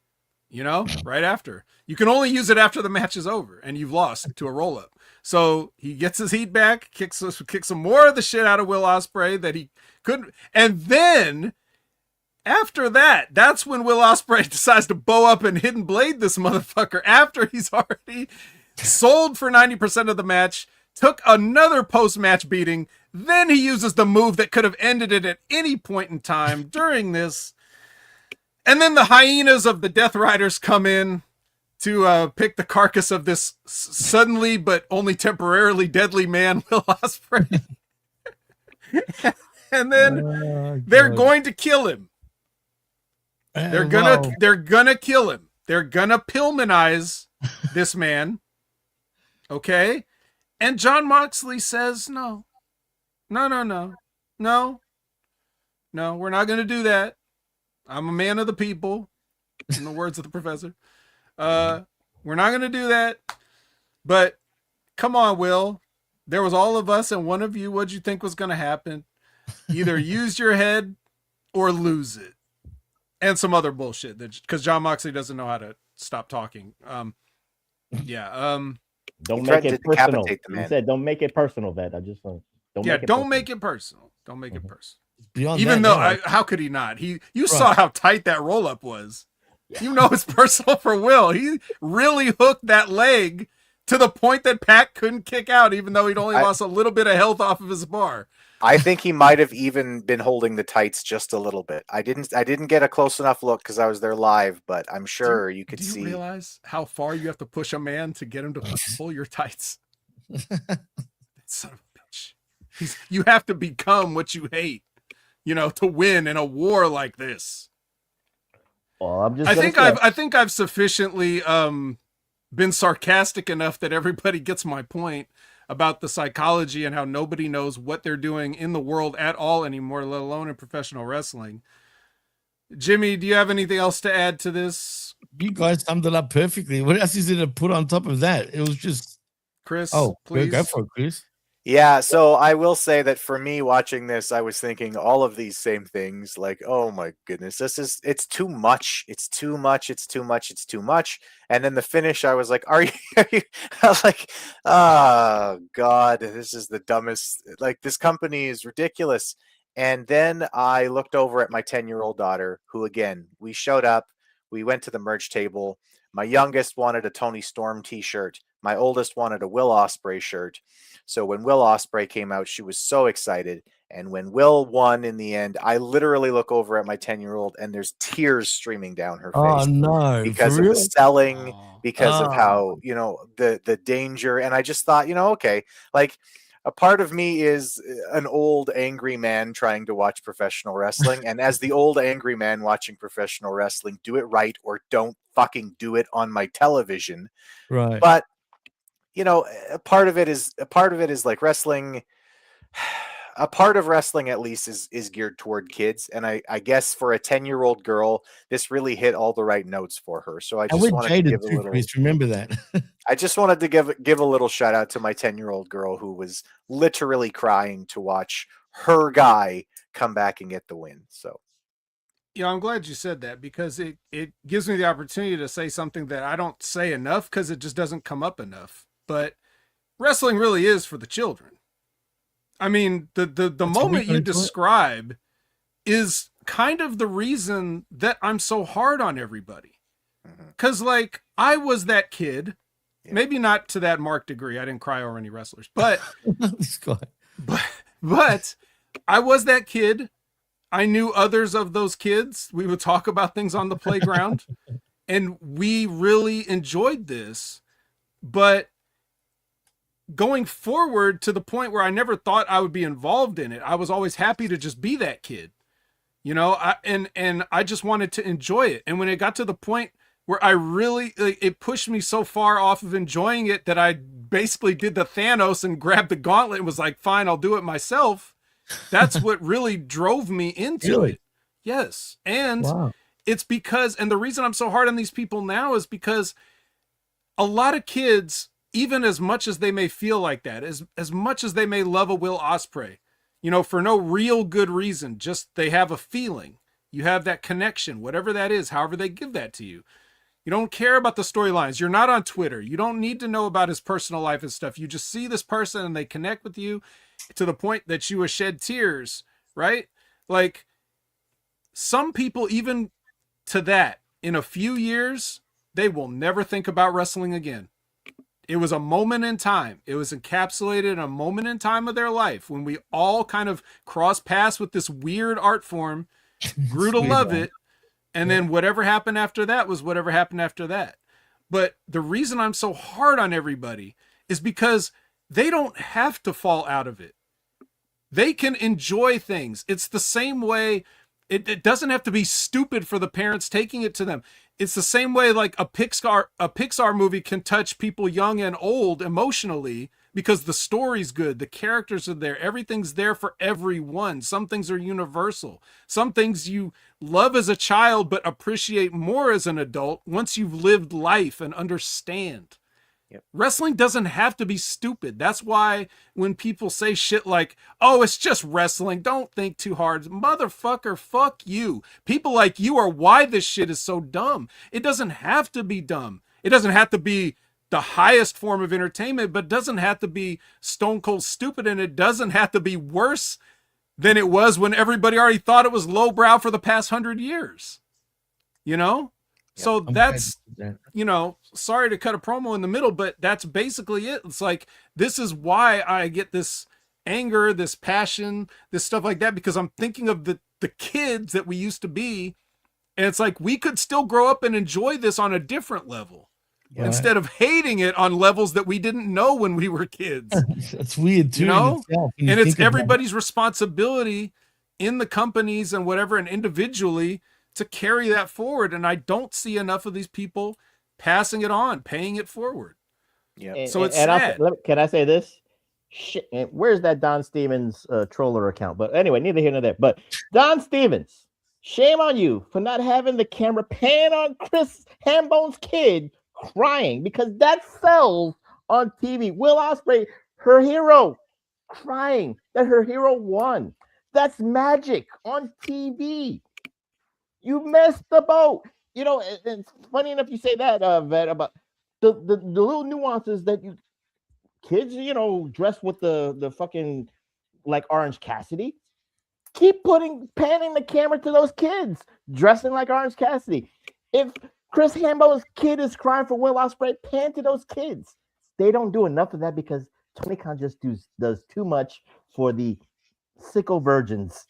That's a travesty. The smelly ones? The smelly ones. The ones that don't wear deodorant. They don't do that enough. I'm sorry. But having been there live, I can confirm that there were a few of them there. Really? Yeah.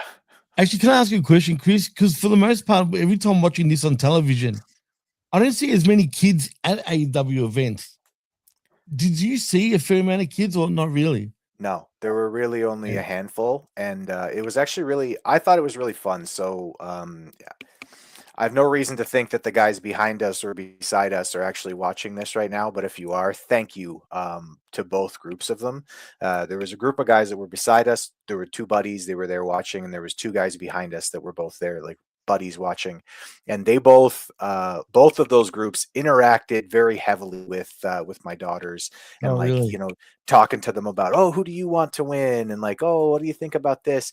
And when we got up to leave, like, they both said, like, oh man, like, honestly, having your kids here was like, it was special. It was fun to have kids. Watching wrestling with kids is just different because you get to see a different thing. You get to see it in a different light. I know that like when Vet was talking, the truth is we were all that kid at one point. Absolutely. Every single person who's watching this was that kid at one point. And it's the other thing that Vet said about how, like, it doesn't have to be terrible. It can be entertaining for kids and also be entertaining for adults. To me, like the best version of this is I watched Lord of the Rings when it first came out. Like I watched the original trilogy in theaters with my buddies, and I must have been 12 or 13 when it came out. And I loved that fucking franchise. I still watch those movies at least once a year. I read the books once a year. I love that shit. You don't have to make something like Reservoir Dogs in order to entertain adults. You just have to make something that tells a cohesive story. And what winds up happening a lot is that people will take something like The Lord of the Rings, and then they will give us the Rings of Power. And that's basically what I see with AEW, with WWE currently. They've taken something that was beautiful and they have tried to regurgitate it in their own image. And one of the things that really, truly, I will always love Peter Jackson for is that when they were making Lord of the Rings, and he has said this a number of times, they purposely did not want to include any of their agendas in the storytelling. They wanted to take what was there from the original author, from the original books, and put it on the screen because it was already a beautiful story. That those stories are very simply the hero's journey. That's all they are. And you can do this. You can, like, I've written books. You can make stories that are very simple hero's journeys, and it can connect with people. It can connect with kids. It can connect with adults. It can connect with jaded people, because watching somebody come back from something, try harder and succeed, if you can do it right, it will always connect with people emotionally. Great point, man. Well, they try to do you're that. Right, but you're right. They just do it. They just do it in terms of kicking out of finishers. That's all. Vince McMahon made a beautiful story, and people like Tony Khan and Triple H are ruining Vince McMahon's beautiful story. That's all. Yeah. To give the man credit, listen, I think that you should try to learn how to separate art from artist. To give the man credit, Vince McMahon did understand how to tell wrestling stories. He also got super old and it got become pretty fucking crazy. But he did understand how to tell a wrestling story for a long time. That's why the WWE was that popular when we were kids. Absolutely. Well, moving right along, we have the Jimmy, you might want to get your voice thing ready for this, because we have the Triangle of Madness. The Triangle of Madness. Finishing. Versus the Lovebirds, I guess.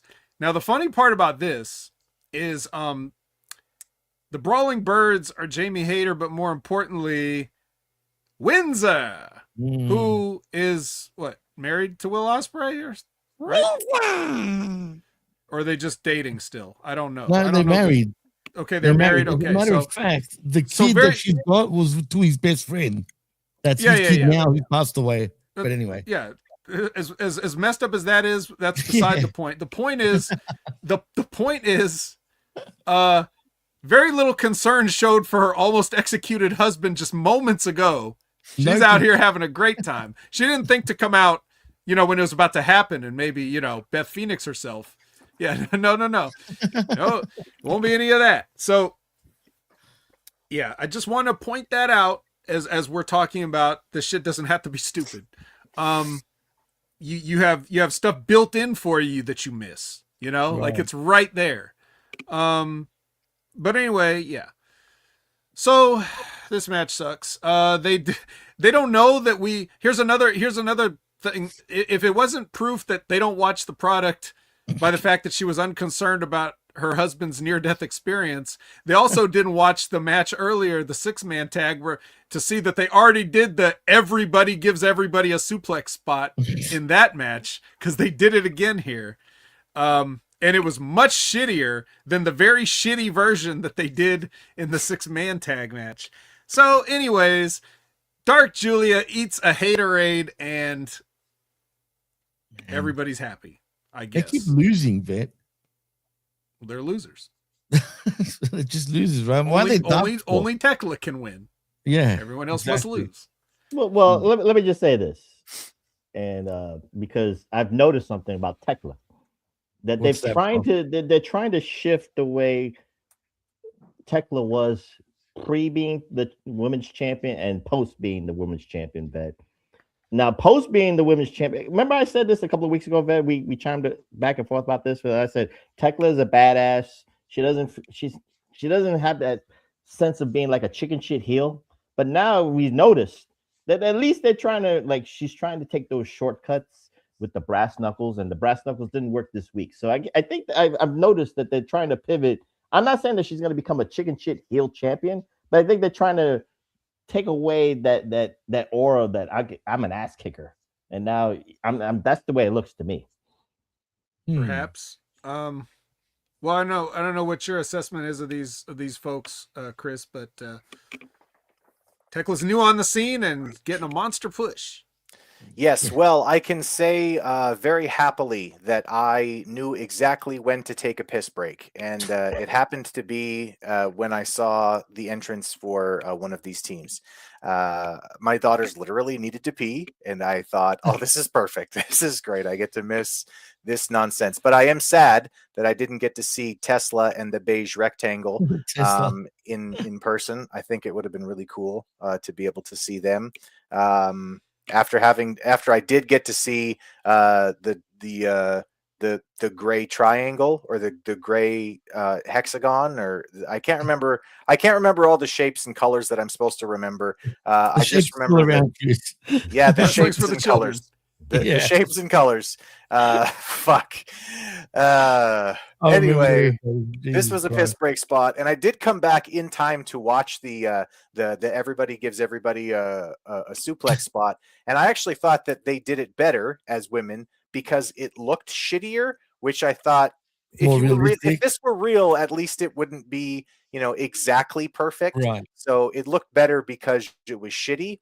But also, yes, either watch the program or, just get somebody who books the fucking card to say, so you can't actually do that spot because they're going to do it two matches earlier. And that'll kill the heat. Nobody will give a shit that you're doing it because they already saw it. That's the same reason why we don't have dives in every match. It's the same reason why every match doesn't end with a fucking DDT. It's the same match why every fucking match doesn't end with a roll up or interference. Because if you've already seen it 3 times, it fucking loses the interest for everybody on the next time. Just hold on, Chris. This is AEW. They copy every match after one after the other. Literally, this is what they do. He meant to say why you're not supposed to do those things. Exactly. Yeah, but you do. You definitely do. Sorry. All right. So Darby Allin calls out MJF, and then he gets Don Callis and his family instead. And Andrade is gonna face Darby at Dynasty with a title shot on the line. Me? Did you see his reaction? He was like, "What?" He's not. Yeah, they're trying to do a thing. Let's not bother with. Let's not even put it over. That's true. And then so they're about to. Everybody's about to go get him, but here come back Brody King and Jungle Jack to help keep the Don Callis family at bay. Darby. Yeah. Again, let's not put it over. All right. So Omega joins the desk shirtless for MJF versus Speedball Mike Bailey. With his shorts this time. Got his shorts, no shirt, hopefully a shower, maybe. Let's at least hope for that. He don't need a shower, Vet, because he's in company with the sickos with no deodorant. Yeah, you're right. Add to the smell. Yeah. I said we could hope. I mean, I didn't say we expect. Don't say that. But they have a match. MJF's doing what he can. This kid that hurts people. I know we're getting ahead of ourselves. So the finish is an apron tombstone and follow right by the heat seeker to put Bailey away after several minutes. And then Kenny runs Max off before he can do any further damage to his Canadian buddy. But it's MJF. It's pretty good. Professor, that's fine. Thoughts before I go to Chris's house reaction? Again, this was a very predetermined thing. We all saw this coming. This was a warm-up match for the greatest AEW champion in the history of the company, MJF. You know, he just does things for television. I mean, he's the MVP of AEW. I'll just say this again, no matter what. Again, some people get their own shit in there, but MJF understands what he's there for. He understands the purpose. He understands being the heel. He can be a chicken shit. He can be diabolical when he needs to be. He's the devil for a reason. So it is what it is. But Chris, my feed, my AEW member. Maybe my feed was kind of weird, but I heard a thunderous chant of "Let's go Bailey." Did I hear that wrong or something like that, or it was just weird? I don't know. Maybe it was a different feed. I definitely heard a "fuck the tariffs" chant. That was the it loudest really? one. Yeah. No way, bro. For real? Yeah, that was the loudest chant that they got during this match. Was Yeah, "fuck did the you chant tariffs." the fuck the tariffs? That's Yeah. funny, bro. I love MJF. I will forever say that MJF is a wonderful professional wrestler and a great performer. Him coming out in his Star Spangled getup made me chuckle. That's funny. And the I stars laughed. were his head, by the way. And when the flag came down with his head instead of the stars, oh my God, that was good. Cinema. He's great. He's really good at getting heat. He really does kind of have the character side of professional wrestling figured out. The fact that right before he hit that heat seeker, is that what it's called? Yep. Yeah. Right before he hit that heat seeker, he did the "I pledge allegiance" to the flag or whatever the hell he said, some American slang saying or whatever. That was great. I mean, everything about that was fantastic. Yeah, the crowd definitely got into Mike Bailey. There was a couple of times where he did some things that I think that people just haven't seen before. The kicks live look okay. They don't look terrible, but they overdid it, which, I mean, I don't know. I feel like if you got a guy like this, if you've got my friend is going to fight you instead of me, but I'll see you at the pay-per-view, your friend needs to get about 45 seconds of offense, and then that's it. That needs to be the end of it, because you're the friend. You're not the guy. You're not even the next guy, because we already know the next guy is Darby Allin, because he came out here and fucking talked about MJF for 5 minutes a minute ago. Why? Which I will say hilariously, one of the guys behind me went, "Headlock takeover," and I thought that Max needs to hit that every single fucking time they wrestle. Right. I was there, by the way. I was in Minneapolis for that match. Yeah, I remember. Yeah, so great callback. But yeah, MJF is fantastic. Mike Bailey being in the main event, I mean, whatever. They do it wrong, but MJF did as much right as I think they probably allowed him to in this segment. I think that's honestly my opinion on it. Yeah, it was a good main event as far as it went. It was exciting. The people were into it. The right guy won. MJF went over looking pretty strong. Probably should have went over looking more strong, but this is AEW and everybody's got to get their shit in. And Kenny Omega looked like a fucking walking, talking piece of white bread at the end of the fucking show. It was very, very underwhelming end, but good match. So the secret to the kicks is he just kicks you as hard as he can. That's why they look okay. Legit. The other thing making is Bret Hart super happy. Yes. So the other thing is, it's interesting that you say, I mean, your perception of Bailey versus the company's perception of Bailey. Like, you're saying what you would, based on just what's presented to you, that's how you feel about his role in the company, which it's definitely not. He's definitely one of the people that they want right under the bottom tier, where they want you to believe he could beat anybody on any given night, even though most of those given nights he might not beat the top guy. So it's not as much of an underdog story as you might think. So there you go. Just the way it is. Wasn't my idea. Where was Trick Willie, by the way? Doesn't he have a partner? Yeah, well, he'll be busy later. We got to get to that. We got to get through the collision. To sift through the wreckage. That's right. It's so funny because back when Chris did this show, it was only collision. now we've True.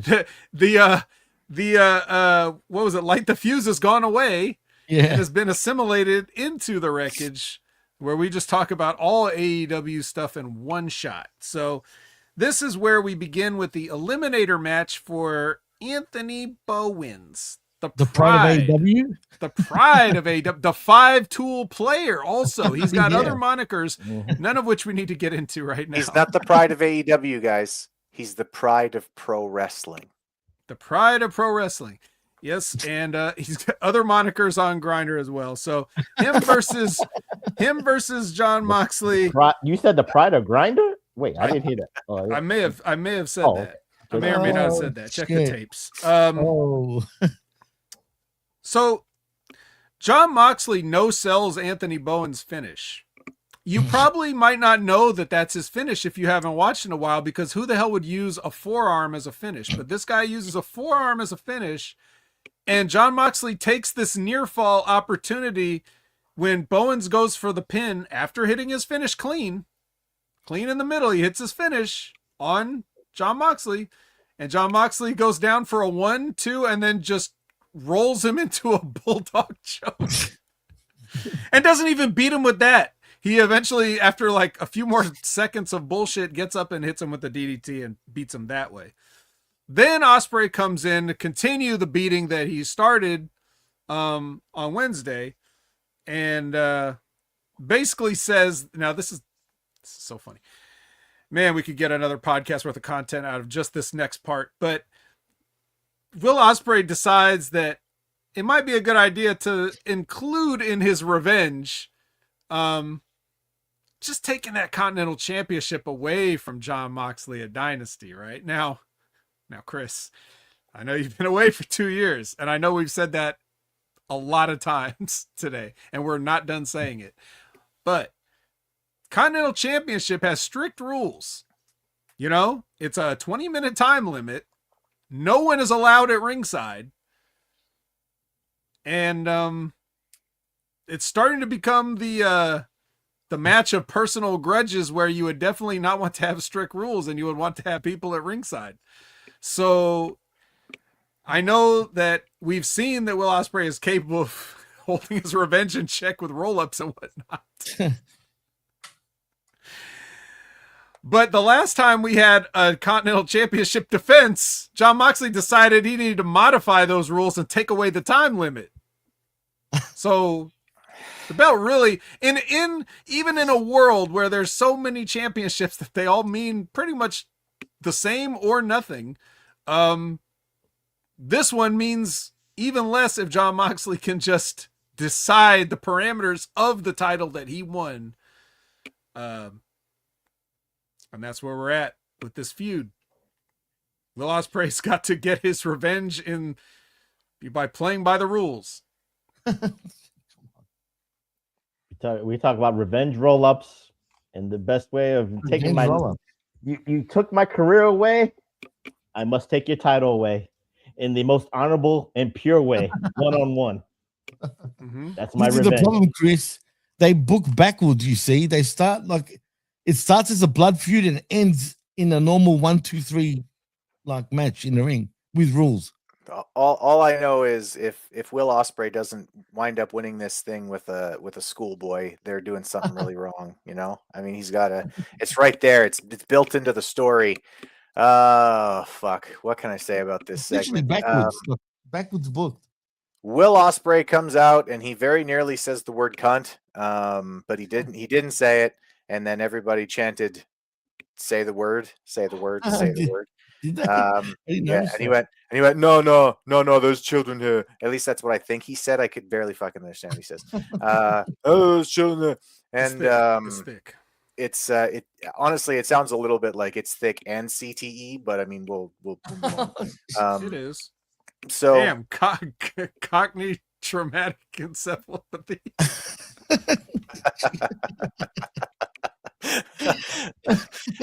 Fuck. And anyway, he eventually does say bitch, though. He didn't want to say cunt, but he did say bitch. He you know, and that's how you know he's serious. This is he's really angry, which again, he started going over this this is why we're going to change the rules. And again, from what I could understand from what he was saying, it sounded like he was about to really bring the fucking hammer down on like, okay, like we're going to get serious here. Like the way he started this fucking promo, I thought, are they going to do like a Hell in a Cell match, a First Blood? Like, is it going to be a neck stretcher casket match? I don't fucking know. Like, what the fuck are we doing here, right? And at the end of the day, he's like, yeah, it's going to be for 20 minutes, bruv. And also, it's going to be nobody's going to be there at the ringside. And bitch. What? Sorry? I didn't even understand that. Is my audio cutting out? What the fuck? Fuck this guy, man. He got a scar. He's got a scar here, so I don't know if they cut a little bit of the vocal cord, so we can't even understand him except just say bruv. It was always like this, trust me. I used to watch New Japan. He did a promo after every match. Yeah, I caught bruv and bitch is basically what I got out of this. But also, yeah, he basically was like, yeah, because of the nature of this feud, because how much I hate you and you hate me, and because you nearly took my career from me, we're gonna have a wrestling match where we're gonna have a 20-minute time limit, and no one will be there at ringside. And I was just like, I hate your guts, bruv. Yeah. Look, yeah. Props to AEW for trying to do something with one of their titles so that it has some flavor or something different about it. Literally props to them for it, because God knows they've got too many fucking titles.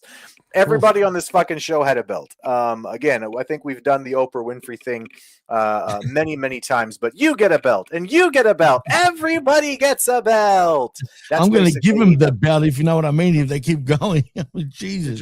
Did your kids look under their seat and find their belts? Oh, fuck. Because they were there. You probably just didn't look, but they got a belt too, actually. They're actually... I guess they'll probably have to be stripped for, not defending the belt at this point. Because yeah. Anyway, it's fuck me. The whole segment was very stupid, and it very much made me go, "What? Why the fuck? What are you talking about?" Like, okay, you've got a blood feud. Like, you really, really hate the guy. Then have some kind of a fucking stipulation to blow it off. No, we're gonna do 20 minutes. Mono, that's it. With rules, bro. Yeah, no chops allowed. Like, what the fuck is this?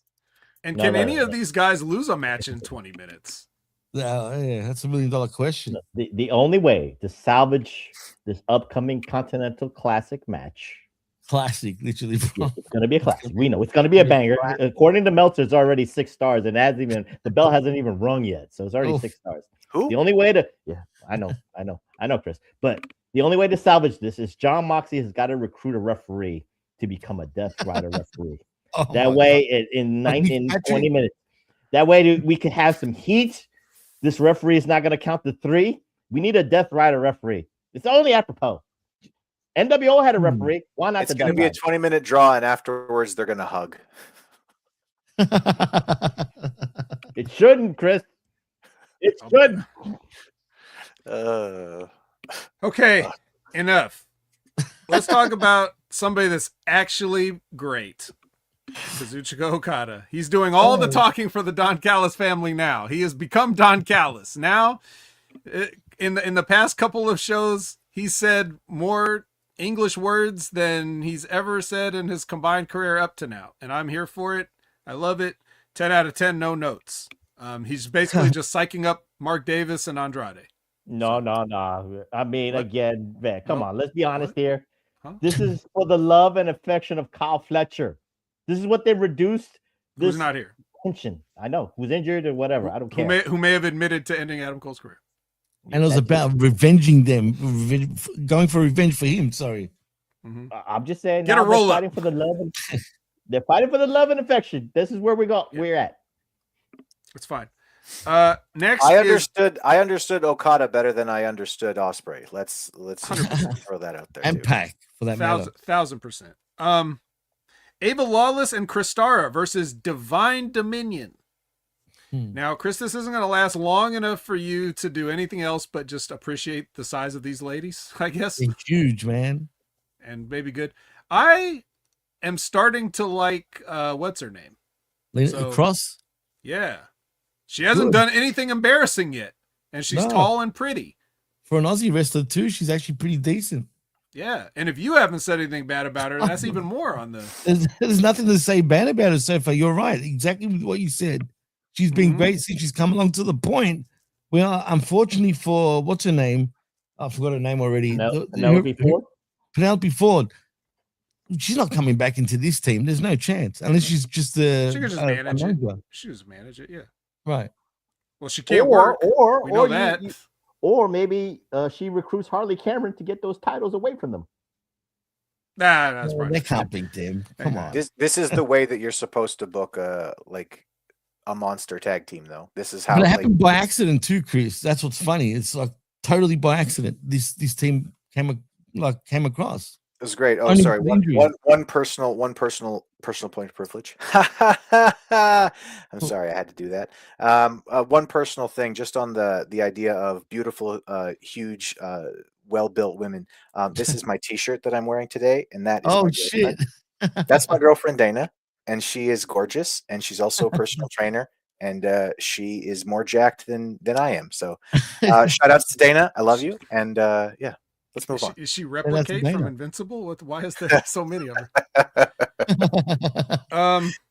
Speaking of which, Professor, oh man, that last episode. Holy shit.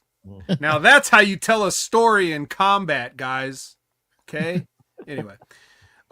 Speaking of that, cinematic promo from Jon Moxley, as usual. You know, you gotta love it when it's 24 frames per second with coverage. Literally theoretical, like theater styles. Yeah, she better not. She better not have, Lab Rat. Oh. Yeah, he basically says that he doesn't have to beat Will Ospreay. Will Ospreay has to beat himself, which you could take that any number of ways, and I don't even need to tell you. This was Bowens? This was Bowens This giving is Bowens, 100% Bowens. The Hurt Syndicate is back, and they're accepting applications. May I suggest a couple? Number 1, Kyle Fletcher. Number 2, Mike Bailey. Anybody that you want to hurt people, I got a long list of people in AEW that could join the Hurt Syndicate, but I'd say those two guys would probably be at the head of the line. Because they hurt people, literally. Thank you, Jimmy, for explaining my joke. Oh, I just had to. Give yourself a rim shot. Oh, really? A rim shot? Do I have to really give myself a rim shot? Fine. There you go. Yeah. Shit. Fucking half of this roster could be on the Hurt Syndicate. They're all terrible. Right. It's an anthem, bro. We hurt people over in AEW. Yep. I'm telling you. World's most dangerous wrestler. In social work, there's a saying that hurt people hurt people, and in that case, there's just all kinds of mental illness running rampant in the AEW locker room because everybody here really enjoys injuring people. It is fucking embarrassing.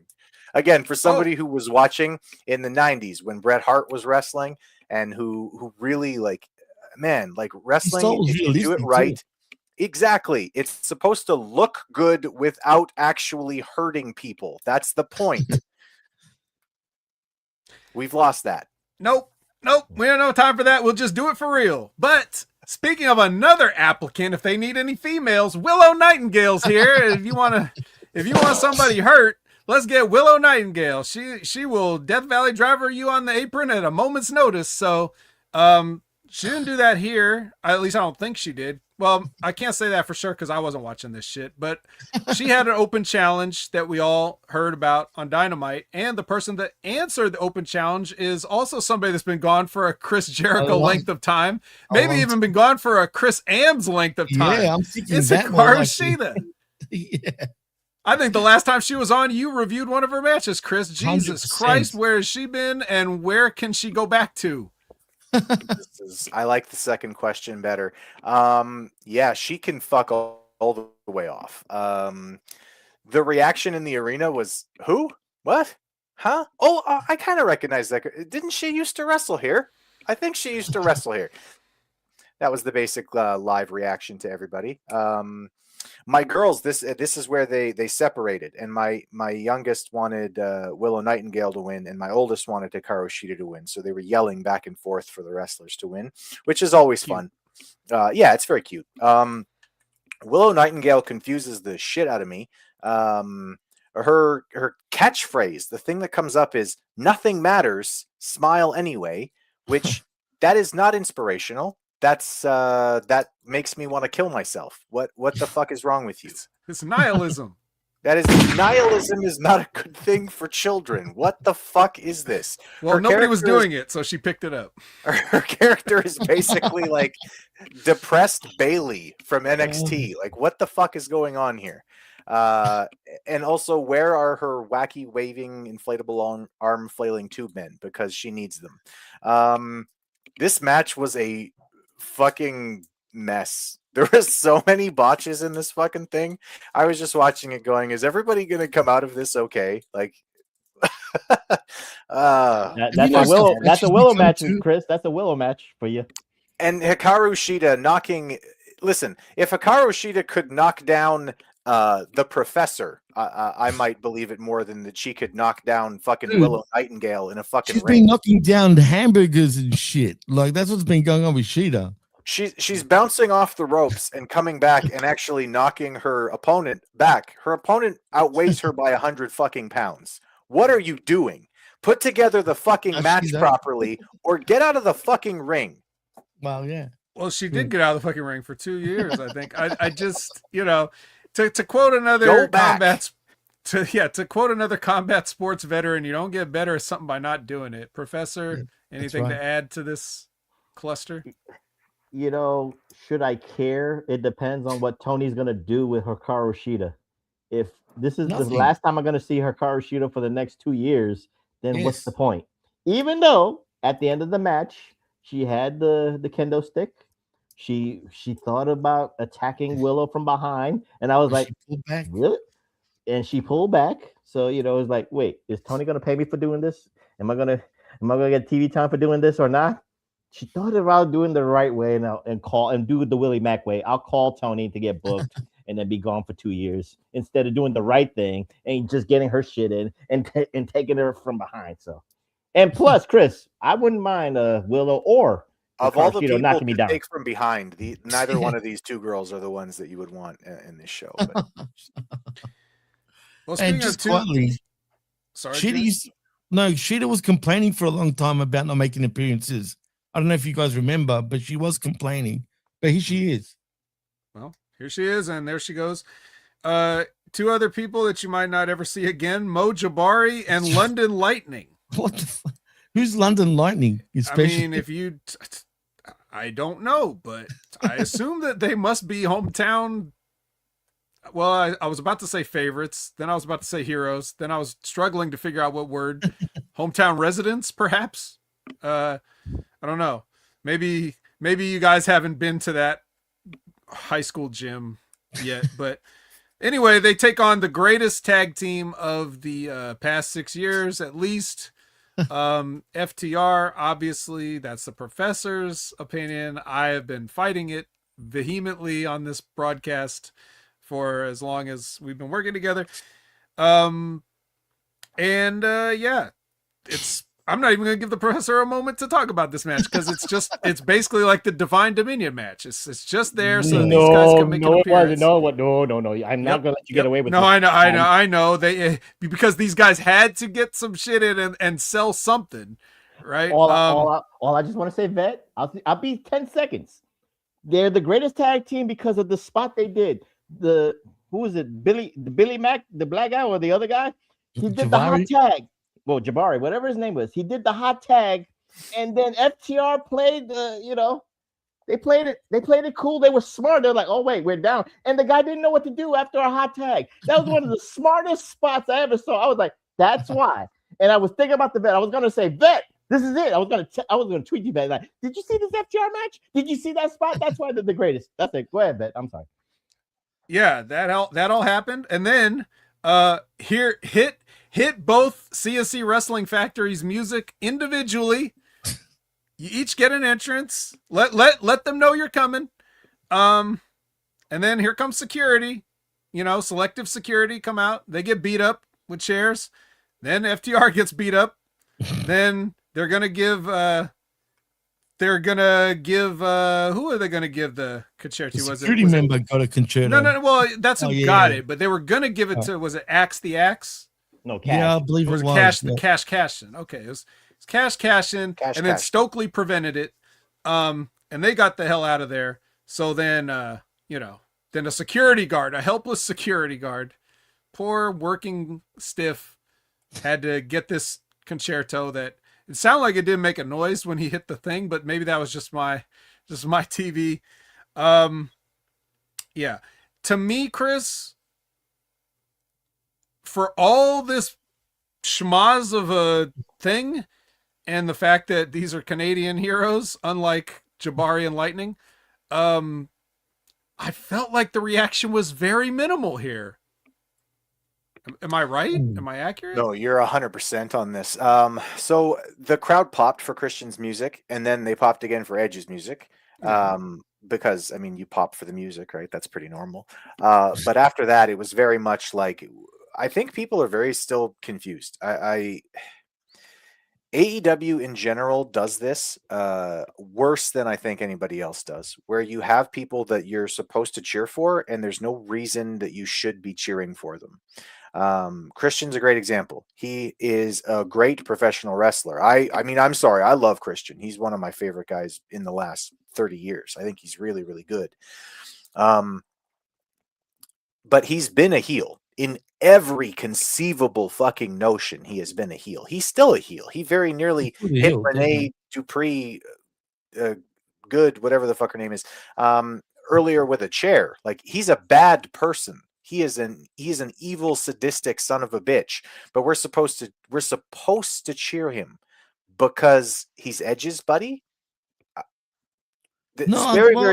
It's very difficult to figure out what you're supposed to do. And again, I haven't been watching the product, but like, I'm watching this and I'm going, why should I cheer for him? I like FTR. I actually like FTR as a tag team. So I'm sorry, this is one thing. All right, we're done here. Get lost for another 2 years. I guess I'm going to agree with the professor on this one. I like. We love you. We love you, Ambs. We love you. We love you. Woo! Hey, I've always given shit to FTR for many years personally, but you know. But the most interesting thing about this segment, this is the thing, Chris. For Edge and Christian, with their TV timing, that's supposed to be comedic a little bit. So yes, it is. Because if you remember with the Renee thing, she's in my way, I'm gonna hit her from the back. And then Edge comes in with the comedic timing saying, no, she's not in the way. She's not in the way. It's the little nuances of they're doing Attitude Era Raw shit. That's what it is. We're supposed to laugh at it, but Christian isn't doing it as a comedy spot. That's what I mean. So it's hard to cheer for him. He's not doing it to be funny. He really would have hit her if not for Edge. That's plus he's still a dick to Edge too. Well, he also to be fair, he's always been the straight man, even in his own comedy, even if it goes back to WWE. Like, whenever he does this, I swear to God, these guys are probably texting Brian Gewirtz still. Like, what do we do? Like, I swear, like they probably to this day, like he probably wrote the thing for Renee. They about hitting her with the chair. He probably texted him that, like, pretend you're gonna hit Renee. Like, they need to come. I'm busy. I gotta go carry the Rock's piss again. They need to come out and say how much they totally reek of awesomeness anytime in the next number of weeks. But this segment was really bad, like really, really bad. And it just kept getting worse and more confusing. When FTR bailed out, it was very clearly, you're looking at it and it's like, no, you just let them roll out of the ring. You watched him roll out of the ring. You were looking at him while he was rolling out of the ring. Why didn't you hit him while he was rolling? Is that you'll have to tell us later that if maybe you develop a way to roll in wrestling school where no attack can actually hurt you because you're rolling while you're actively rolling, you can't be hurt, is basically what it looked like. So that was fucked. And I think the crowd sees that. That is live, right? You can't cover that up with the fucking camera cut and, we're going to look at Stokely for a second because this looks like shit on TV. No, I actually watched it. So the crowd goes, what the fuck? When security came out, I thought that it was somebody who I didn't know that was a wrestler dressed as security, because he got in and gave like a pretty good clothesline, like a pretty solid looking, like like working clothesline. It didn't look like security guys trying to hold people back. It looked like guys trying to wrestle Edge and Christian. And then they got hit with the finishers, which fine. The concertos that they landed, somebody needs to tell these fucking people that even if you're unconscious or you're selling dead, when the fucking concerto comes down and land, your body has to at least twitch a little bit. You have to do something. You can't actually sell that you are literally dead and can't move. Even if that were true, the impact on the back of your brain stem would cause your body to twitch, even if you were actually dead. So this just got worse and worse and worse. And every moment of this was like, man, you have to react. What the fuck is going on here? They did it twice, and the guy reacted exactly the same way both times. My guess is that after the first one, somebody leaned down and was like, sell the shot, you fucking idiot. And then they went for a second one, and the guy still didn't. And they went, all right, let's get the fuck out of here. This guy is fucked. Professor, this was a tape show. Yeah, it was. It was. I only remember one concerto. Was there two? Damn. You know what it is about. They probably cut that first one that Chris is talking about, because I only remember the one. Yeah, the one that was okay. It was decent, but he didn't move like he said. Like he just lied there. Yeah. Yeah. Yeah, there was only one on television, 100%. Okay. 100%. See, that's why this is the so one that didn't fun. air. The one that aired was worse than what we saw on TV. Then that's the thing. But again, I've said this for weeks, Chris. I've said this for weeks. FTR can only do so much. They try to make chicken shit into chicken salad. They do the best that they can. Just like the spot they did with the hot tag spot, that was chicken salad. But then then the security guard, which actually I thought was Blake Christian. I was like, why is Blake Christian dressed in the security outfit? I was like, wait, This he was got my relegated? thought was, what the fuck is going what's on? Blake Christian Oh, doing? he was. I was like, what's the squirrel doing as security? I was like, what the hell's going on? But neither here nor there. But they did what they did, and like that, they messed up a lot. But that was the chicken shit spots. That was it. Well, everybody ought to be ashamed of themselves. I've, since in the intervening 2 years, Chris, I have completely washed my hands of Adam Copeland. He is now in the gloves off, no professional respect area. So whenever he does anything, I'm not just going to be nice and be like, well, he has done this for a long time and he's a legend. Like, I don't care anymore. I'll bury him. And they all deserve it, because this is what they get when they don't have like a real production machine behind them, I guess. Jamie Hayter wants Tekla Dynasty just cause. It's first come, first serve, I guess. Just say her name and get a title shot. So that's what we're gonna do. I also want a Tesla, but I thought that it was not popular to say that anymore in the circles that they run in. But luckily, she wants a Tekla. It's a little different. Yeah. It's much more satisfactory of a ride, I hear. Okay. Juice. Oh, damn. Robinson, aka Mr. Storm, versus Tommaso Ciampa. Oh, which, boy. when you saw this, were you like, huh? Am I at NXT from 10 years ago? Hey, literally. Yeah. True. These guys have quite the match that I barely paid attention to, and Tommaso Ciampa hits his lame knee to finish him off Twice, not once. Yeah, just to make sure, because that's the kind of level of respect that Juice Robinson warrants, is to hit your finisher twice just to make sure.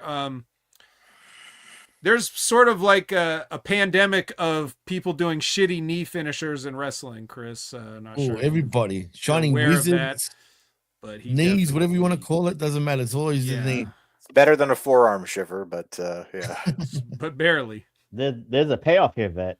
There's going to be a payoff, I think. And I don't know. I'm just looking at this because Tommaso Ciampa is going to take out the Bang Bang Gang, just like Willie Boy is taking out the Death Riders one at a time, the right way, the honorable way. Who's going to be the last guy he's going to have to take out? I think Jay White's coming back. I don't know when. I hope so, for fuck's sake. I think it's going to be Tommaso and Jay White in the coming weeks, maybe by double or nothing. That's all. I'm just putting it out there. Putting it out. He should have been back ages ago. I didn't care what anyone said. It's bullshit. The Bang Bang Gang is not a faction that needs somebody to run through them, especially if there's the baby faces. Anyways, look what they're doing, man. That's all I'm just saying. Look what they're doing. Anyway, I've also washed my hands of Tommaso Ciampa. So, Chris, anything to say on this piece of business? What the fuck happened to Juice Robinson, man? 2 years ago, I was giving him praises as like one of the best parts of AEW television. That's a legit shoot, by the way. 2 years ago, I thought he was doing a really excellent job with character work. I thought that him and Jay White were great. I mean, legitimately, everything that they did was correct. Sure. Their matches were put together right. They sold at the right times. They came up at the right times. I don't know what happened. This was just to get your shit in, have fun, because we're doing a show. Fast Slap City, baby. Not good at all. I don't know. Like I said, I don't know what happened. And as far as Tommaso Ciampa, I'm out. I'm out on Tommaso Ciampa. There was a time when I really, really liked this guy. But that was 4 years ago now, 5 years ago, when he was doing the Psycho Killer gimmick in NXT. I thought that was Psycho again. He thinks he is now. But we don't see it. Yeah. Yeah, you just don't see it really. Yeah, exactly. He's saying it. He's not actually doing anything. It's like the pride of pro wrestling.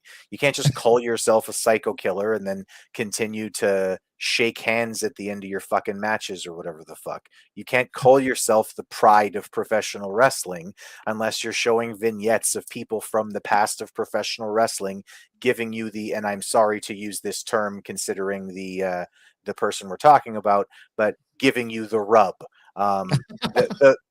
There needs to be more to it than just words. You've got to actually show me something. I hate to sound like Ben here, but show don't tell, or at least show as much as you're fucking telling. No thanks. I don't think we need that. Hey, when Ciampa, I didn't watch this, but when Ciampa was originally doing the Psycho Killer thing, did he ever kill anyone? No, never. Not one person. Sure. But he did actually come across as like deranged. There was something wrong with the guy's mental state. Like in Ring of Honor, I think that's when he was at his peak, you know. But no killing. No killing, actual. but Just want to make sure because to be fair. You know, To be fair. maybe because he was the Sicilian psychopath at one point. They got a special way of not killing people. What did he serve you, like a poison ziti or whatever? Like what do I give a shit? Yeah, they killed Adam Cole. Where he's on from, being the elite. ancestry wise.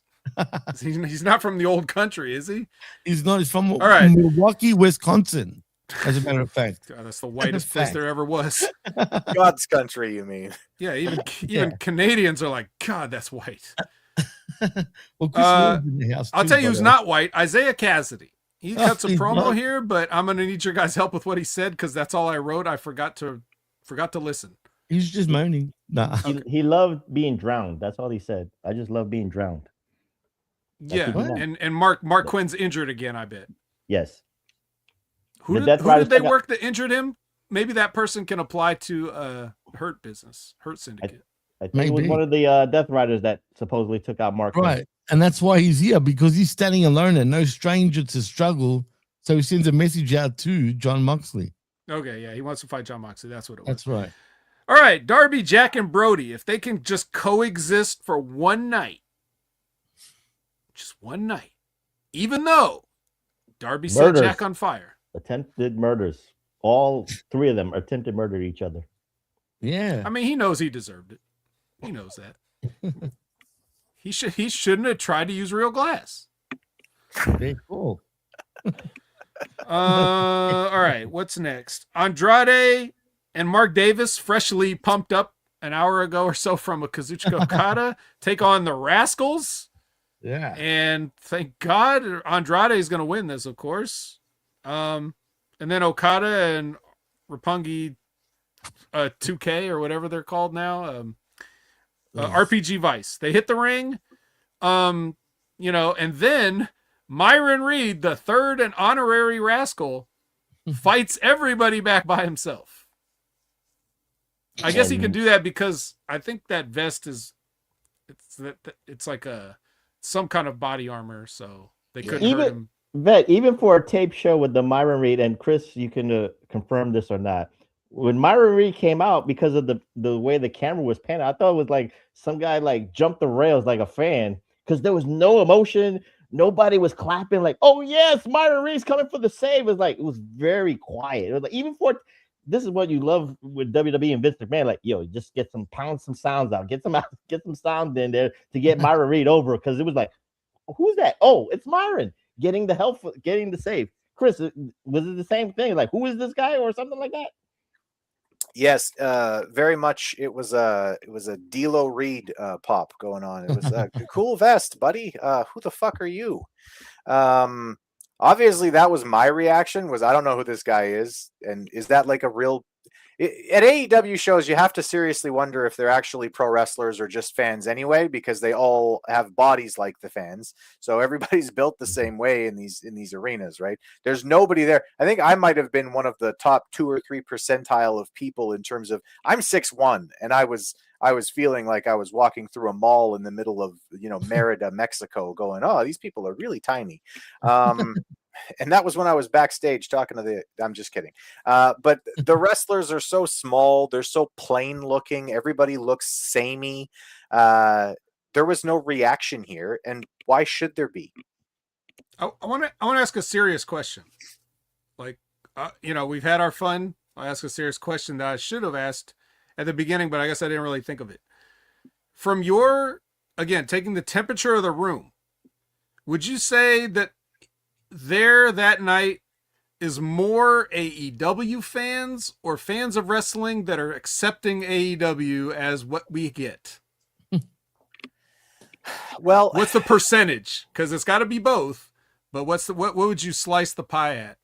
Oh, probably 80-20 towards wrestling fans who are happy that somebody's there wrestling. Very few people, I think, were just there because, AEW, man, we're here for the counter revolution programming and whatever. Right. No, almost nobody was that. Most people who were there were wearing, I saw as many NWO t-shirts as I did like anything else in the arena. Right. So that would sort of explain, because even like we watch the show every week, right? And the percentage of Myron Reed is very minimal. Like, we all know who he is, and we're not really seeing him.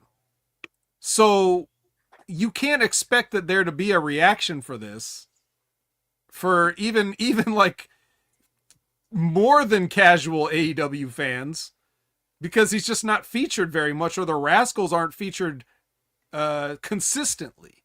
Mm-hmm. And there's like sporadic Rascals usage. Yeah. So, and Collision Rascal usage too. But right. Like, if you only watch Dynamite. I think that's unfortunate too, because I actually, this match notwithstanding, I like the Rascals. Like, I think that they have, they're at least unique. We'll put it that way. In the fact that they are, they're at least unique. There's something there that they could do something with. Well, we got a unique main event for you guys, Professor. Looks like there's been enough talk. Yeah, I'm out already at this point. It's time. We get a strange Bedfellows 8-man all-star extravaganza with the Dogs, with members of the Dogs and members of the Death Riders versus Strong Orange and Mystic Knight. Mystic Knight, I like it. Mystic Knight. Yes, we are taking groups. We're taking groups of groups and splicing them together in a Frankenstein 8-man. Yeah. No reason. No reason whatsoever, except that we need a random main event because everybody's already gone home to beat the traffic. So we need somebody who won't get their feelings hurt if they're in the main event. Nobody's watching. This is that you have to Google this, how many nights. It's like, well, the Dogs, for Gabe Kidd, he's the mercenary for the Death Riders. So I don't know if David Finlay and Clark Connors are now, honorary mercenaries for the Death Riders. They're patched over. They're patched. I don't know. I'm just saying, Jimmy. I'm just trying to do that sicko will Google kind of attitude. But then with the Dogs against the conglomeration for the 17th time, I got disinterested a little bit, and then you add Mr. Cock without the cock part. you got a clusterfuck here. That's what it was. Mm-hmm. My favorite part of this whole match, Chris, was Mystico comes out to that song, you know, that's very unbefitting of a pro wrestling entrance. And he immediately gets jumped to save Tony Khan a couple bucks for the rights of being able to play that song. That's fair. Like, cut it, jump him. You know, so you know, he saved a little bit of money that night.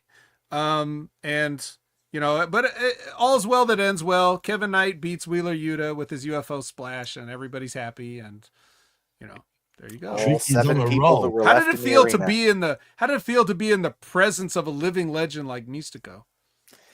Yeah, this is where most people started funneling out. Like it was sort of throughout Collision. You saw like the arena get emptier and emptier and emptier.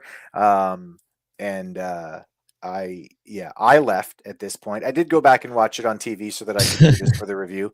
But I wasn't. At this point, I was 3.5 hours into a wrestling show, guys. Yeah, it's ridiculous, I'm getting the man. fuck out of here. I know you get a lot for your money, Chris, and shit, which is great for AEW, but come on, man. They realistically. I also had to drive 2 hours to get home. Like, I'm not from Winnipeg. I'm from 2 hours east of Winnipeg. So I had to drive to get home. It was not. I was not staying for all of this, especially when I saw who was in the main event. This was my okay, time to leave. I went back and watched it. Hugely underwhelming. Prof, the thing is, you said something that I think is really funny about entertainment in general. You said you have to Google this to understand it. That's also my problem with 90% of what like Marvel is doing lately. Everything has a backstory that you need to watch the Disney Plus show that was the Hawkeye series that isn't about Hawkeye, but it's called Hawkeye because obviously if we called it Chick Who Looks Like Hawkeye, nobody would have watched it at all. It's all connected. It's all connected. It's you gotta know. interconnected, and you got to watch that in order to understand this. And no, make it make sense to me in the arena, you fucking idiots. Oh well, this was none of that. I mean, it wasn't like you had to watch something else to get this match. This was just a match they did to just have a match. So at least it doesn't matter what you did, whether you went home or not. You wouldn't have gotten any more out of it if you had the backstory. We all have the backstory here. All the other 3 of us here have the backstory, and it was just a random match. So as a Collision main event is often want to be. Yep. And I've given up on that shit a long time ago. It's just strange to me that there were other things on this show that could have probably been in the main event spot that were at least could be seen as interesting.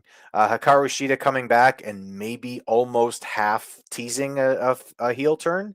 That's interesting. That would have been a decent way to end the show. At least you're leaving them with some intrigue. Instead, let's just do a thing where everybody gets their shit in and we do a bunch of dives and everybody looks real athletic. And then we just go home with the athletic move by the guy that nobody knows and nobody's here to see and nobody is going to leave here talking about. Perfect. Well put. And this match, this main event was exactly why Pat McAfee did a pipe bomb on Friday.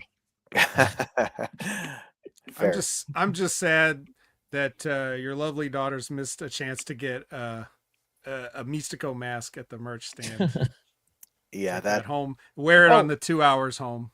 Oh, Chris, can I ask you a question? Because again, it's disparaging. I don't know because you can confirm or deny this. The AEW merchandise table.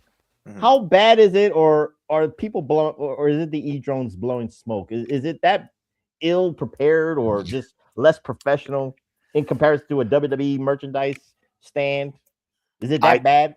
I can honestly tell you that I've never been to an AEW show live, but having been to like rock shows and some other things like that, the merch stand isn't terrible. Now, I will say that a number of years ago when I went to Full Gear in Minneapolis, that was the return of CM Punk.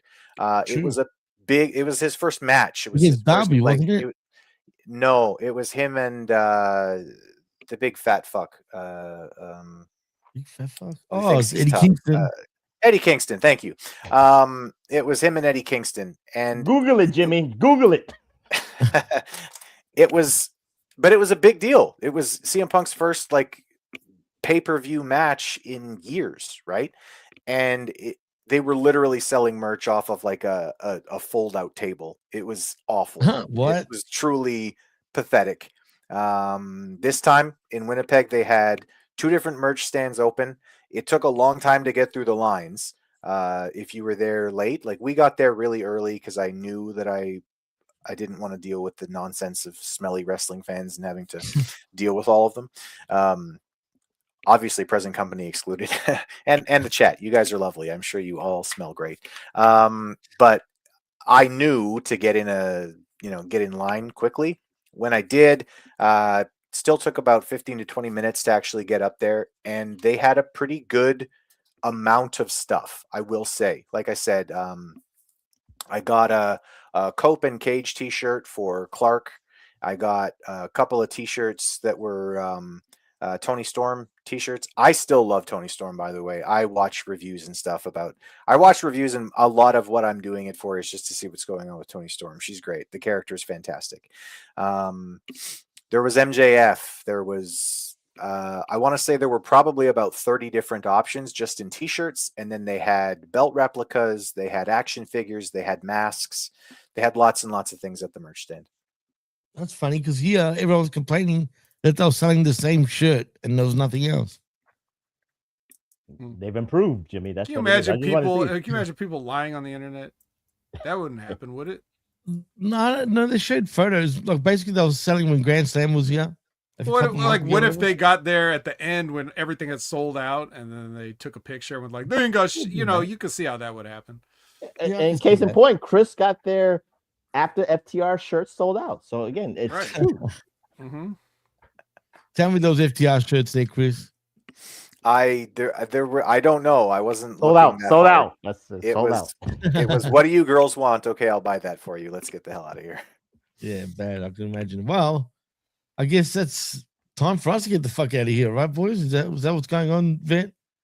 I think so, but I just want to, on behalf of all of us, thank Chris for returning to his own fucking show. His own fucking show. Try to make it more than every couple of years next time.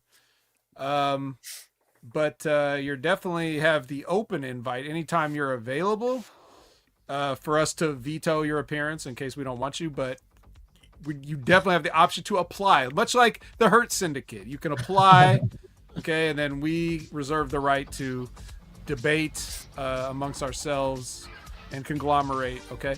But yeah, seriously, thank you. It was really fun. I love the perspectives. We miss you. And please tell the people what you're up to that they can know about, because a lot of it's top secret. Honestly, guys, there's not much that I'm doing that you can know about. I'm not doing anything online right now. I'm not running any podcasts. I don't have time for it. I work a 4-on, 4-off schedule, so I can't even keep a scheduled visit to something like this. Basically, listen to this show. Support HMG as much as you can. Support these 3 guys. They're all great. Every single one of them. Yeah, all I'm really looking forward to in the future is that for at least 2 weeks now, Big Ray won't be able to comment about how I don't have time to podcast.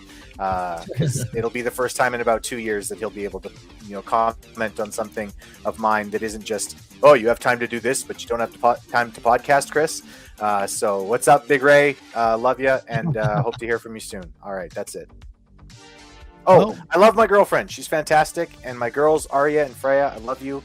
Clark and Bethy, if you're listening, love you guys too. Nice.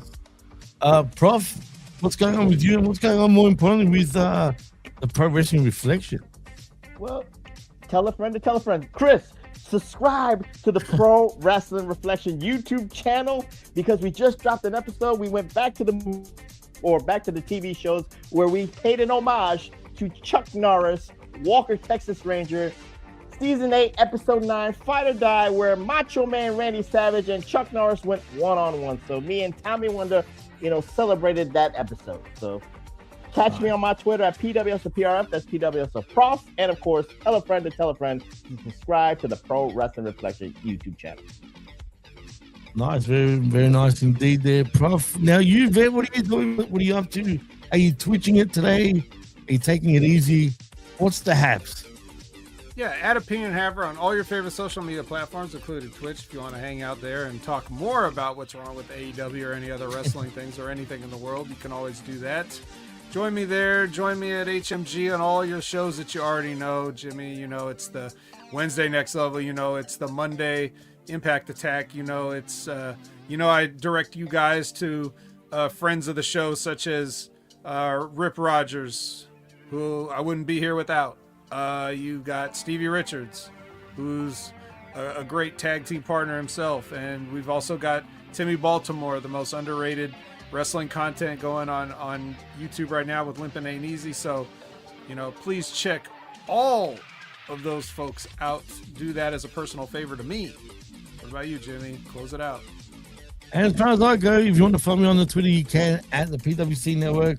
More importantly, like and subscribe right here at Hummy Media Group's YouTube channel, and also sign up to our Patreon. We would really much appreciate that. And just go check out This Week in WWE with me and R to the B to the V this Tuesday, 3 p.m. Eastern, where we talk all things WWE. And of course, go check out Insanity with me and Brandon, where we talk JCW. We just did a show yesterday, so go check that out. But that's the end of me saying that. I am Jimmy T. He is the best in the world, Jamie the Vet Williams, and he is the magnanimous, the glorious Chabelo Vera Cruz. And of course, that is our very own Chris Ambs. And you've been listening and watching the Wreckage.